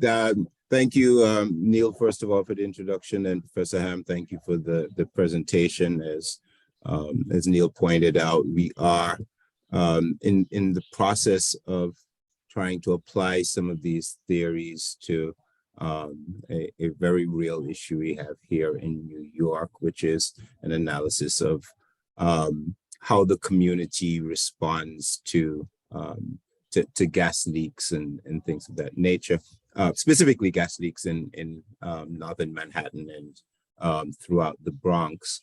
And so we'll be organizing a series of workshops and town halls where we want to not only share information with the community, but gauge their response and see if how we can advise Con Ed and other entities, the government in particular, to better message to the community to create a safer environment, right? So that people are more responsive to this idea of if you smell something, say something, and so on. So all of this information is very helpful in terms of helping us understand quite how to frame not only our communication, but how to gauge whether or not it's effective and whether or not we're actually having meaningful impact. So thank you very much for the presentation, and Dr. Phillips, thank you for the invitation, of course, and setting this up. All right, thank you. Ken, yes. I remember this project because Neil and I had we had a phone call about it last year, wasn't it, Neil? Yes, it's October last year. Yeah. And I mentioned to him another very compatible theoretical framework, which is also very robust in terms of its empirical support, called protection motivation theory. Okay. And it's another one that you might look at. Greg Bruce knows that every year in Townsville, I'm asked to do, well, I've been doing them virtually since the pandemic, but always at least one workshop on protection motivation theory. They're dealing with things like people being safe in crocodile country and other types of risks that people face. But anyway, very nice to meet you. Same. Take care. Now I'm gonna. What time do we have here? We have We have to show, I'm going to, only because this morning I told Neil I had an epiphany and I got up and threw together some more slides of something that I want to show you. And so I'm going to now get rid of this and see if I can, no, I can't do that. So I've got to stop share. And now, oh, that's right. I've been using WebEx and it's a little more, it's I this think one. we have Dr. Montenegro. Oh, yes. I'm sorry. Sam, really quickly, we have Dr. Luis Montenegro from BCC, the Dean of Academic Affairs. Luis? Thank you, afternoon, Paramita. Sam. Good afternoon, Sam. Maybe morning to you still. Really appreciate you taking the time to provide this workshop for us and to this illustrious group of professionals, really impressive group that I think already indicating to you, tremendous benefit for having listened to this workshop and interacted with you. I really appreciate your commitment to this collaboration. Thank Dr. Phillips for bringing this together and bringing this group together. To advance, and Paramita said as well, to advance, I think the collaborative work that we all are taking. And, thematic communication seems to be sort of an essential element of a tool set that anyone in higher administration and education has to have. We're dealing with audiences not only as faculty, but also as leaders, and we deal with sometimes hostile audiences, as you might expect, and that we need to motivate, we need to connect with emotionally, and we need to move in a single direction and make sure sort of all the oars are rowing in the same direction for higher education. So I really appreciate being able to see this and get some kernels that I know that I'll apply in my own professional life. Thank you very Luis, much. that's a brilliant summary of the cornerstones of the way we should be thinking. I think. Thank you for that. I wished I'd had a dean somewhere along the way that could have articulated what you just articulated. Luis is from Nicaragua, Sam. Next to one of your favorite countries, Costa Rica. And Manny is also connected to Costa Rica as well. Manny and Luis is from Nicaragua. Eres Nicaragüense. No, Luis. No. Luis. Yeah. Oh, I worked in Nicaragua a lot, Luis. A Wonderful. lot. Yes, yeah, and I still have dozens of friends and students, former students, and we stay in touch. So, well, what part of Nicaragua? I'm from the capital. From the capital, from I haven't Managua. visited in a long time. So if you have a lot of friends from there, I'm sure they're very different from myself. I'm relatively quiet. Most Nicaraguans are not like that. Yes, mine are tourists. A lot of them are guides and tour operators, and they are not quiet. Anyway, really nice to meet you. And Manny, you're Costa Rican, is that right? Puerto Rican and Dominican. Oh, Puerto Rican. Puerto Rican. I thought you said Costa Rican. Dominicano. Yeah, Puerto Ricano, but I've worked there a lot too. I speak Spanish, so I have worked every Latin American country, every one of them, and Spain. So, well, quickly, I'm going to, and this is going to be very quick. I just want to show you just one more time what success looks like and how zone of tolerance works, the way we can be thinking about it anyway. This is very, very quick. So you have a theme. I call it a global theme. This is that strongly relevant statement, moral of the story that you start with before you design your communication product or activity. And that's where you start. Now, this is what success looks like. This is now a person. This is your theme has provoked this person to think and make one meaning right there. I call it a personal theme. That is a connection they made. That's a thought they had. That's a moral of the story they took away.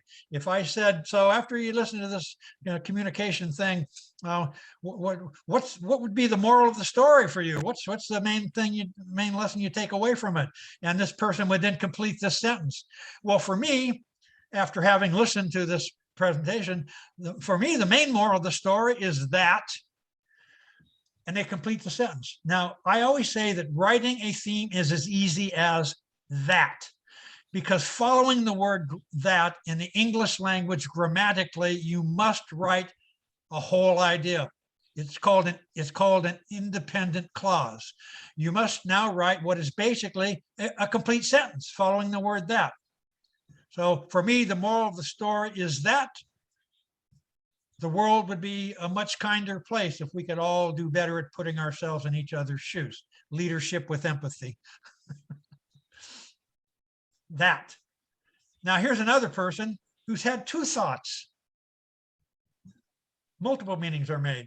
Notice that this one's a little closer than this one. This one's a little further away. This one is closer to paraphrasing the actual theme, but I would not evaluate it as based on that. In other words, I don't want people just to be able to regurgitate my theme back to me. That's just the didactic model all over again. The theme is just a fact, a big important fact, but a fact nevertheless that we don't necessarily want people to remember it. We want them to have their own thoughts.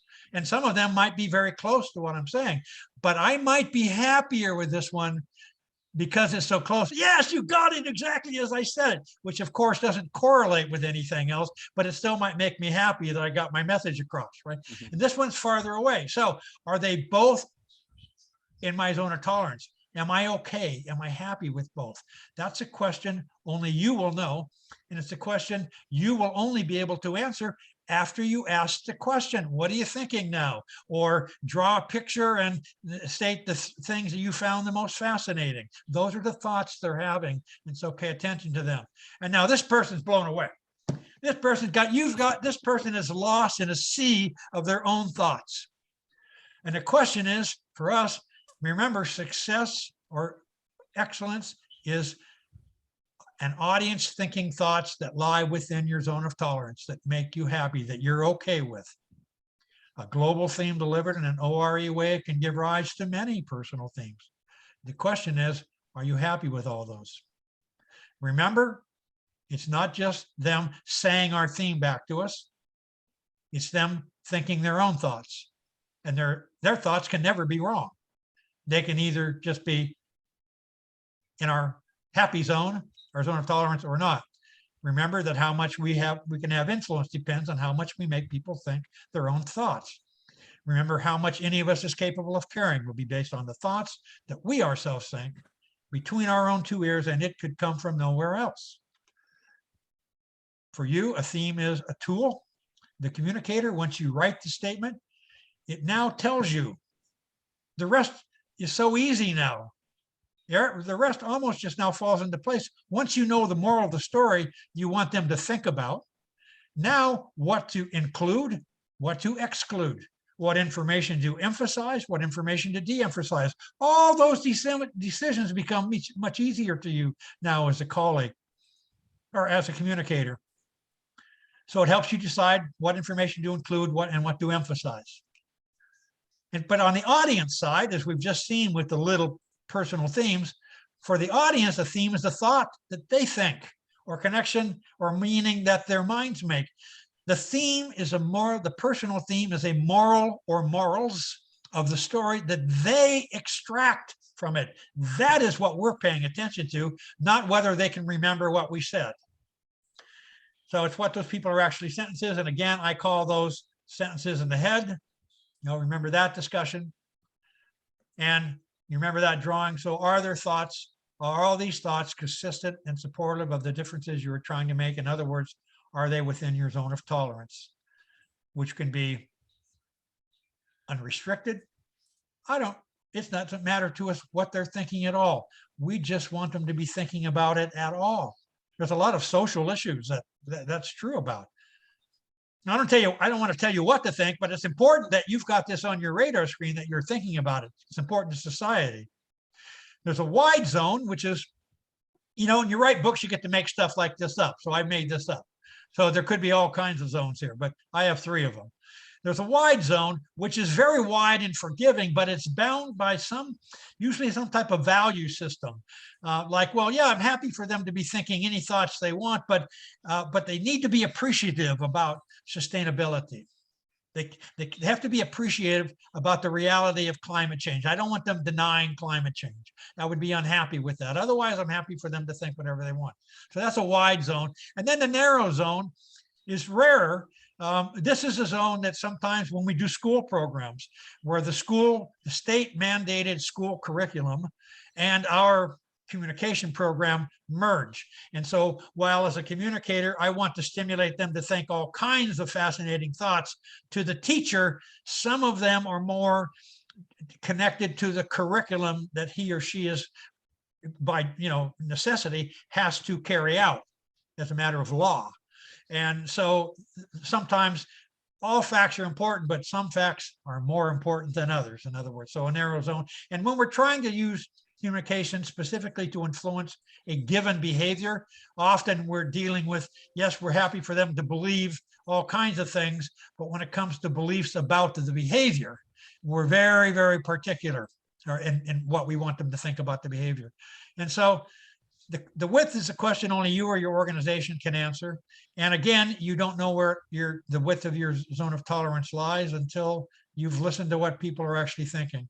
And so thematic communication succeeds when our audiences think theme-related thoughts, not about other stuff, but theme-related thoughts that fall within our zone of tolerance. So if I have a narrow zone of tolerance, only that thought would be making me happy, and everything else would cause me either to frown or cringe, all the stuff. But if I have a wide zone of tolerance, all these guys are also okay. There's just a few things I think I'd like to work on. But if I have an unlimited zone of tolerance, of course, they're all going to make me happy. And that's the way I'd like you to look at that. So with that, I'm done showing you slides, except I want to now just briefly show you, are you still seeing my screen? Yes. Now, can you see that? We still see the same slide from thematic, the zone of tolerance. The last one you showed. Okay, so you're not seeing this. All right, so I've got to stop and reshare. Yeah. That's a difference between WebEx and Zoom. Okay. Okay, so I'll do this again. And no, that's where I gotta go. Oh, there we go. I just, now you've got all these. I'm not gonna walk you through. Yeah, it. we have all this, yeah. What I want you to know, and the reason I've given this to you is that you are about to plan a campaign. You have multiple audiences. You're going to be writing themes connected to your objectives. Am I right? For what you want to achieve with those audiences. And you're going to write themes with those objectives and that audience in mind, because all things are audience dependent. And so and you're going to be using different media, the workshops, print media, broadcast media, social media as well. Isn't that right? Isn't that what I read from the brief? Yeah, yes. And so I encourage you to think about, this is for one audience. This is just, in fact, this isn't from Galapagos. So that's the update of the philanthropy campaign, which was a thematic communication campaign. And this is for the passenger. So you don't see the word audience here anywhere, because it's for the only one audience, are the passengers aboard the National Geographic Endeavour. And what we have here, these say primary and secondary messages, but those are, think of them as themes, and don't worry about primary and secondary for now. It doesn't matter in this context. And so wherever you see an X, that theme is being communicated through that medium. And so this right wall panel A, called Galapagos is Unique in the World, it's going to emphasize those two themes. That's how I know when I work with my writers, how to work on the title and the imagery and all the text that goes with that panel. Notice that another panel is going to, and the red X is emphasized, and a subtle is more pink. But I want in the next panel called Alone, it's about Charles Darwin being alone on one of the islands overnight. I'm going to emphasize this theme and subtly mention that one. You see, what I'm doing here is, this is a strategic communication plan. Every one of those X's is now in a paragraph. Is what's called a design narrative, where I'm writing how I want this message to go. If I'm working with a writer, that's what I'm going to tell the writer I want, or if I'm writing it myself, it's going to guide me to decide on content. And And so that's what these do. And I can also make sure that no one medium is doing too much of the heavy lifting. I can spread it around. I can reinforce things, like I'm reinforcing this medium or that message through various media, and I'm reinforcing that one a little and that one, this one a lot. So I can see my plan, and I move these X's around until I'm satisfied that I have message coverage, which means I'm getting the message across to through a variety of media in case one person gets it one place but not another place. And I'm also making sure that no single communication medium is having to do all the work. Sam, I think Dr. Torrent has a question for you. Yes. Hi, Neil. It's me, Shakila. Okay. Sorry, hi. I was switching from one meeting to the other. And this may have already been told by Sam, so my apologies. What was the legend, the color code? I know there's X on all the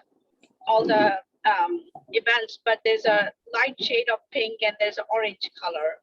Yeah, well, the light shade of pink is the message that are suddenly subtle message. Okay, got subtle. Yes, thank you.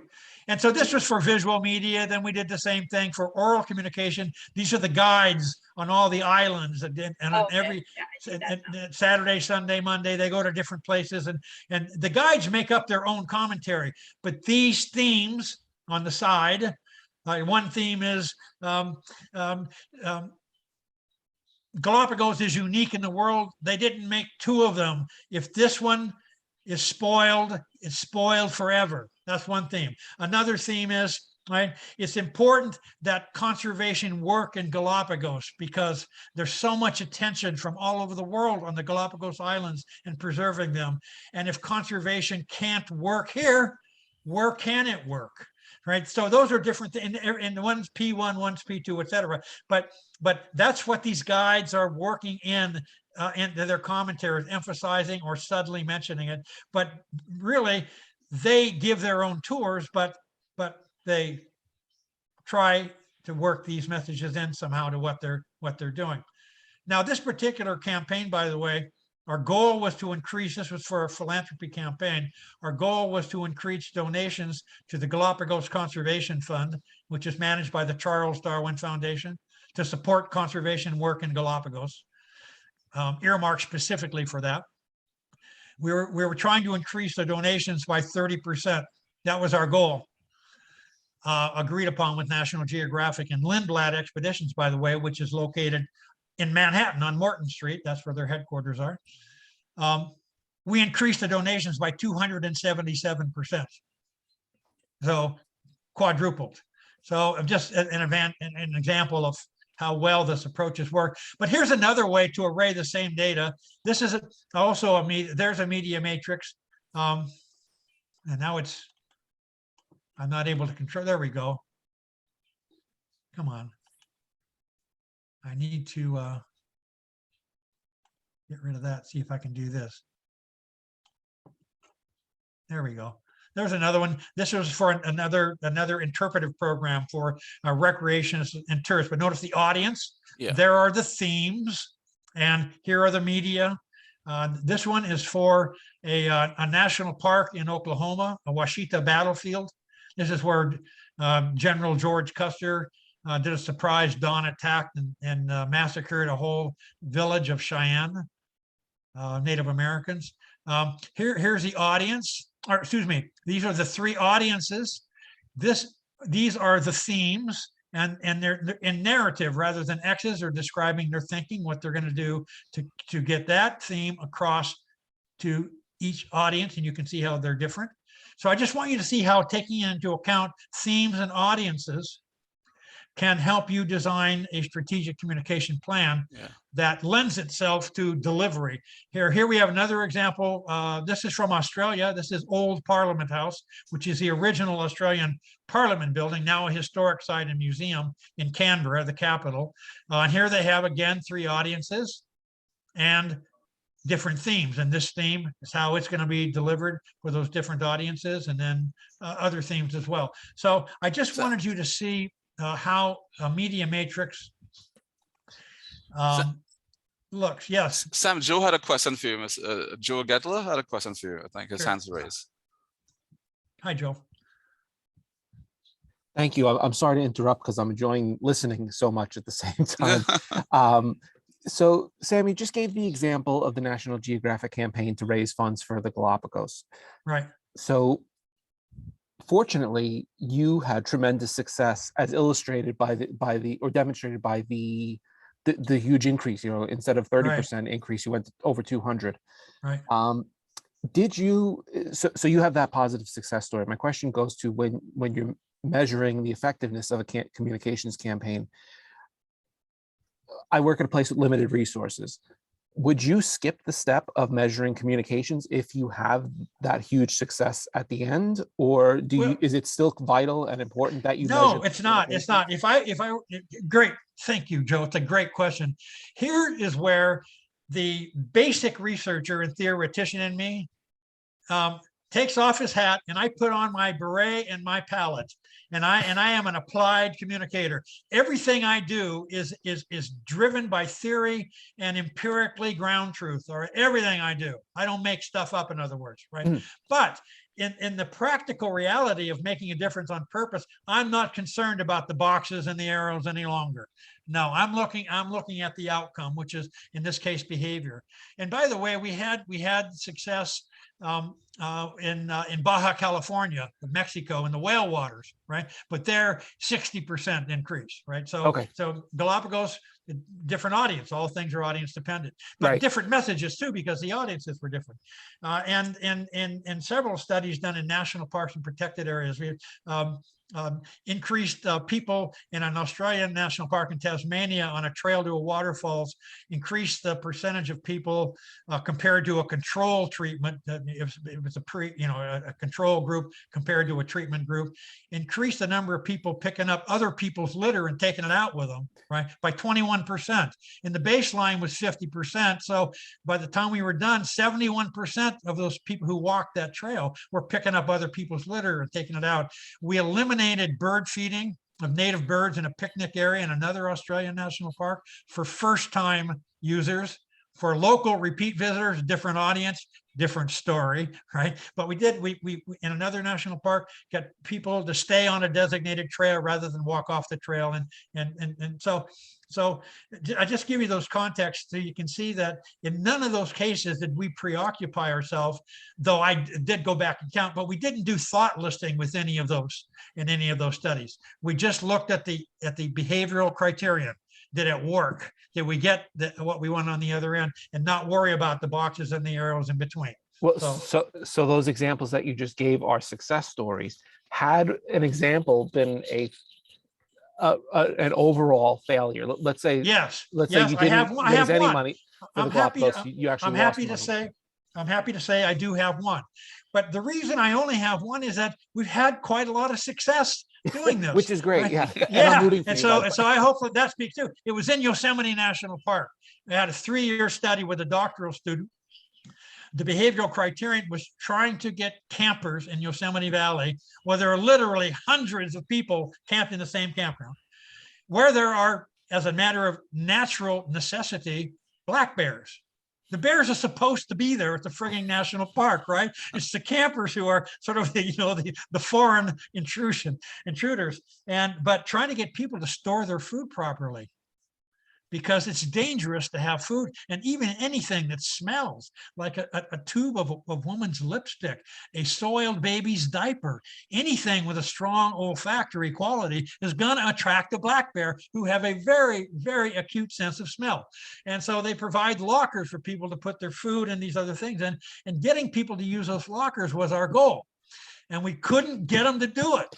And when we couldn't, because at least our explanation is that 60% of Yosemite Valley campers are repeat users, sometimes as many as 14 previous visits. These people, what I said earlier, the hardest nut you ever crack in persuasive communication, there's only two, really. One is people who've thought a lot about something, and people who have personal experience with something.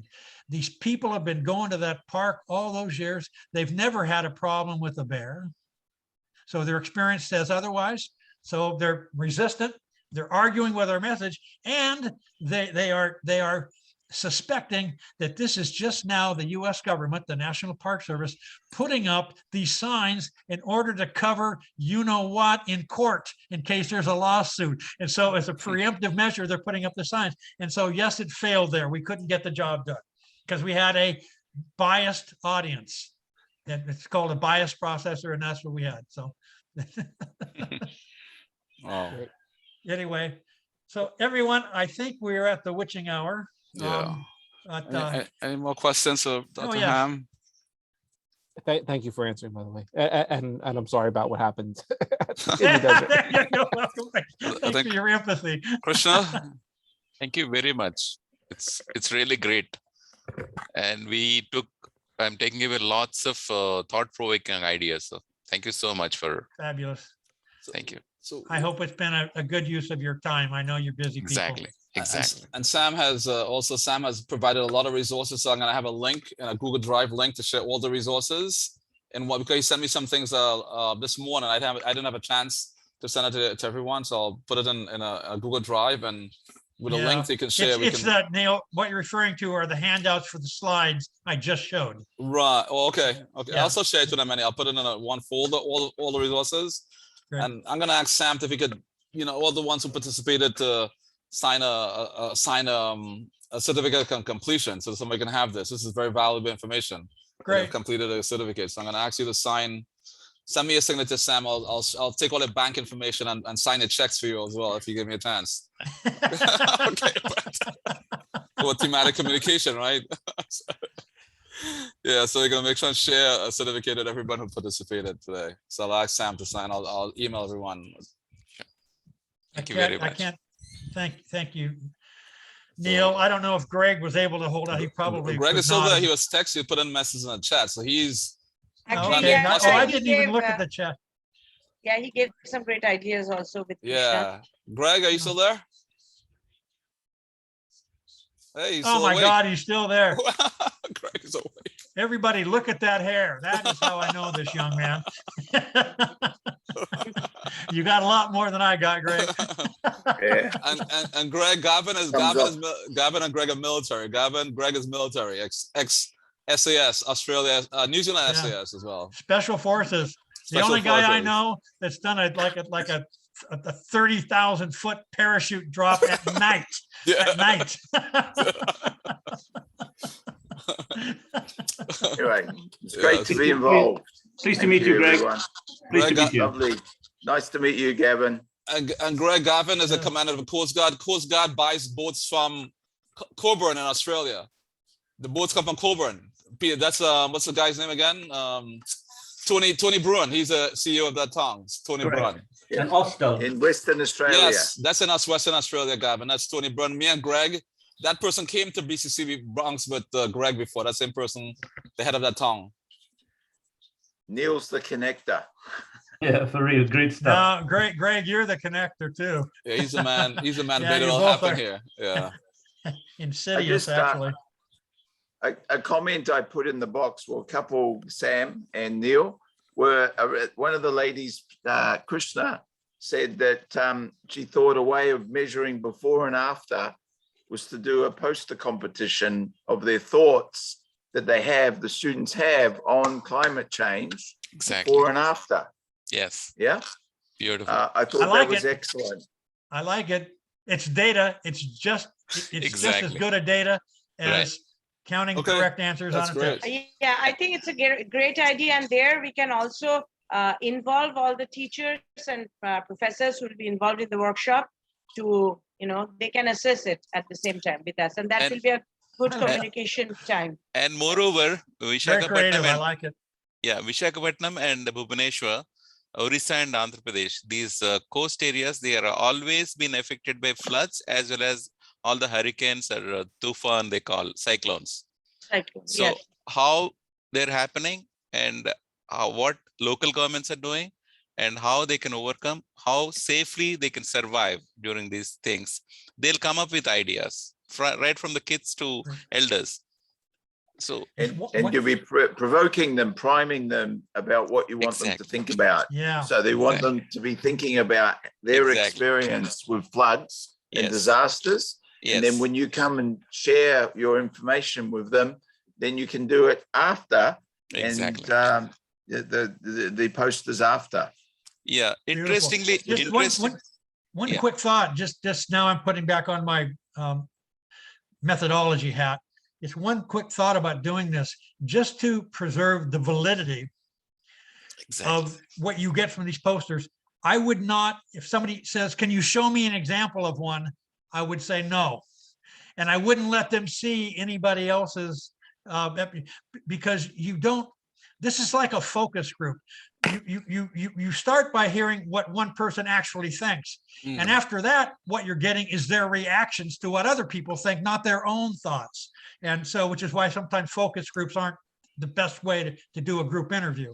But so I wouldn't give them examples, to let them see examples of it to influence how they do their own. That way, you know, you're getting their unique perspective on it. That's a great idea. Great idea. And after the competition, they can have the exhibition as well. Yeah, perfect. So that all people get involved slowly. Yeah. What are the children are thinking? Thank you, Christian. That's great. Yeah. And produce some good PR for the project. Exactly. Exactly. That's a great idea, Krishna. Yeah. Because we have to I mean, do webinars also. That's part of the grant when we come back. So I think, yeah, those are the things we can discuss later also, even, you know, it when can we be come back to United States. It can be two-way ongoing communication process. Yeah. Sam, before you get off, can you spend 30 seconds or 1 minute and just talk about communications for vaccine? You know, I mean, I'm sure people approach you for the vaccine. How do you get people? Just give us 1 minute of that.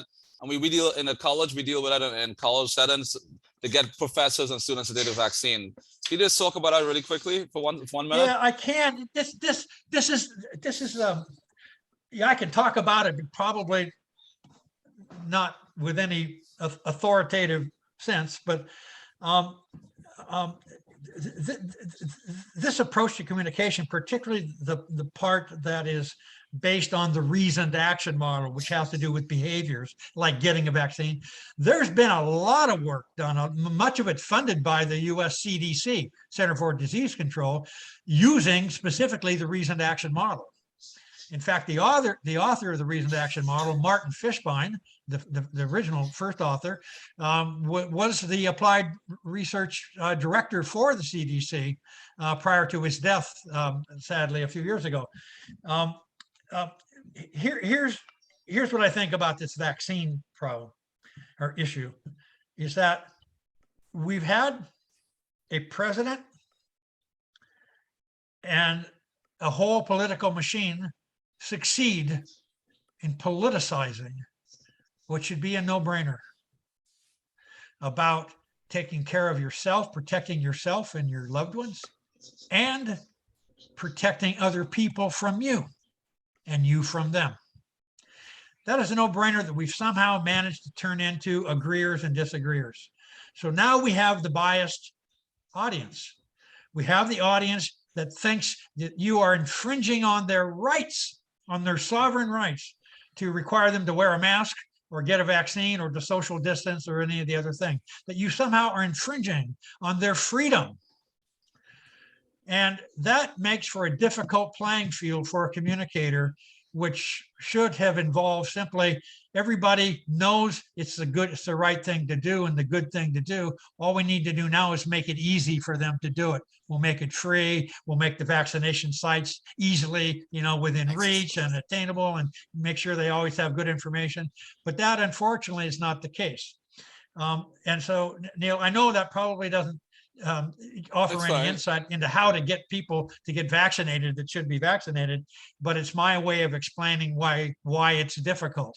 Is because it's now become a political football, and it just nobody could decide to do more damage to the world than to advocate that kind of nonsense. And I don't mean to get political here, because I don't know your politics, nor is it appropriate for me to bring mine in. But from a communication standpoint, that is an analytic conclusion.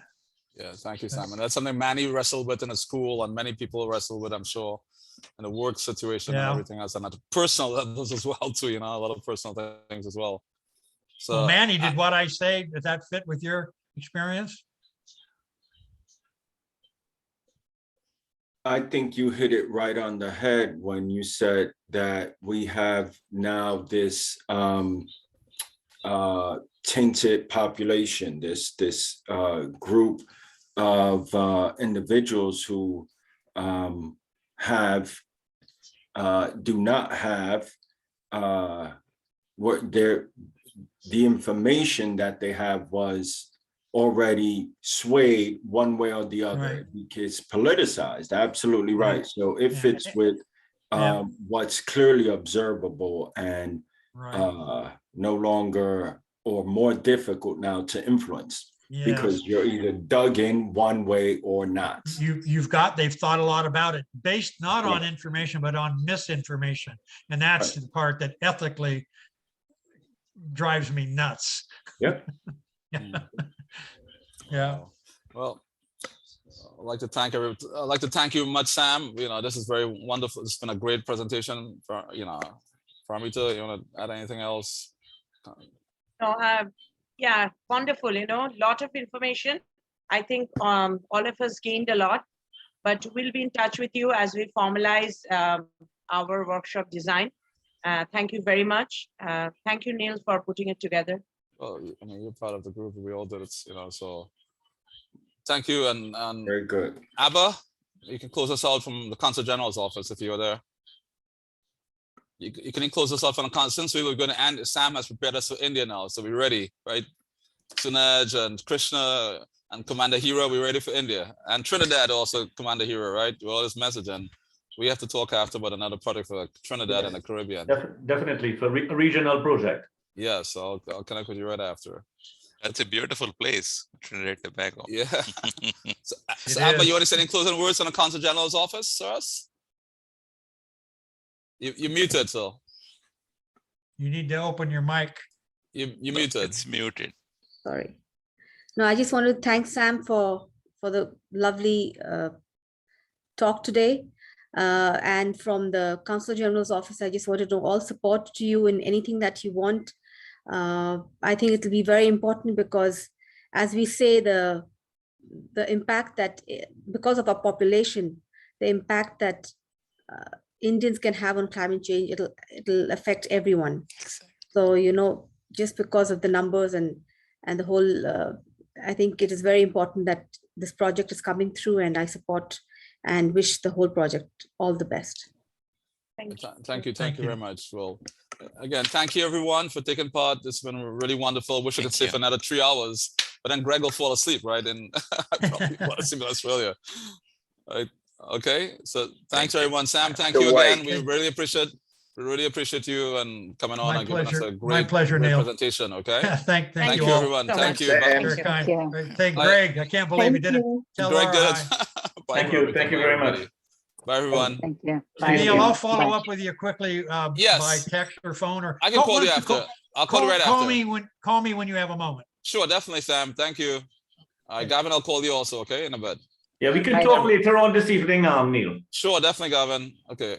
Thank you, Neil. Thank you, Bye, Paramita. Thank you. Bye, Greg. Bye. Tell Laura hi. See ya, bye. Bye, everyone. Bye, Joe. Bye, Tarendra. Bye, Sasha. Thank you, Sasha. All right. Thank you, Bye, Sam. Bye. Bye-bye. Okay. Bye-bye. Cheers.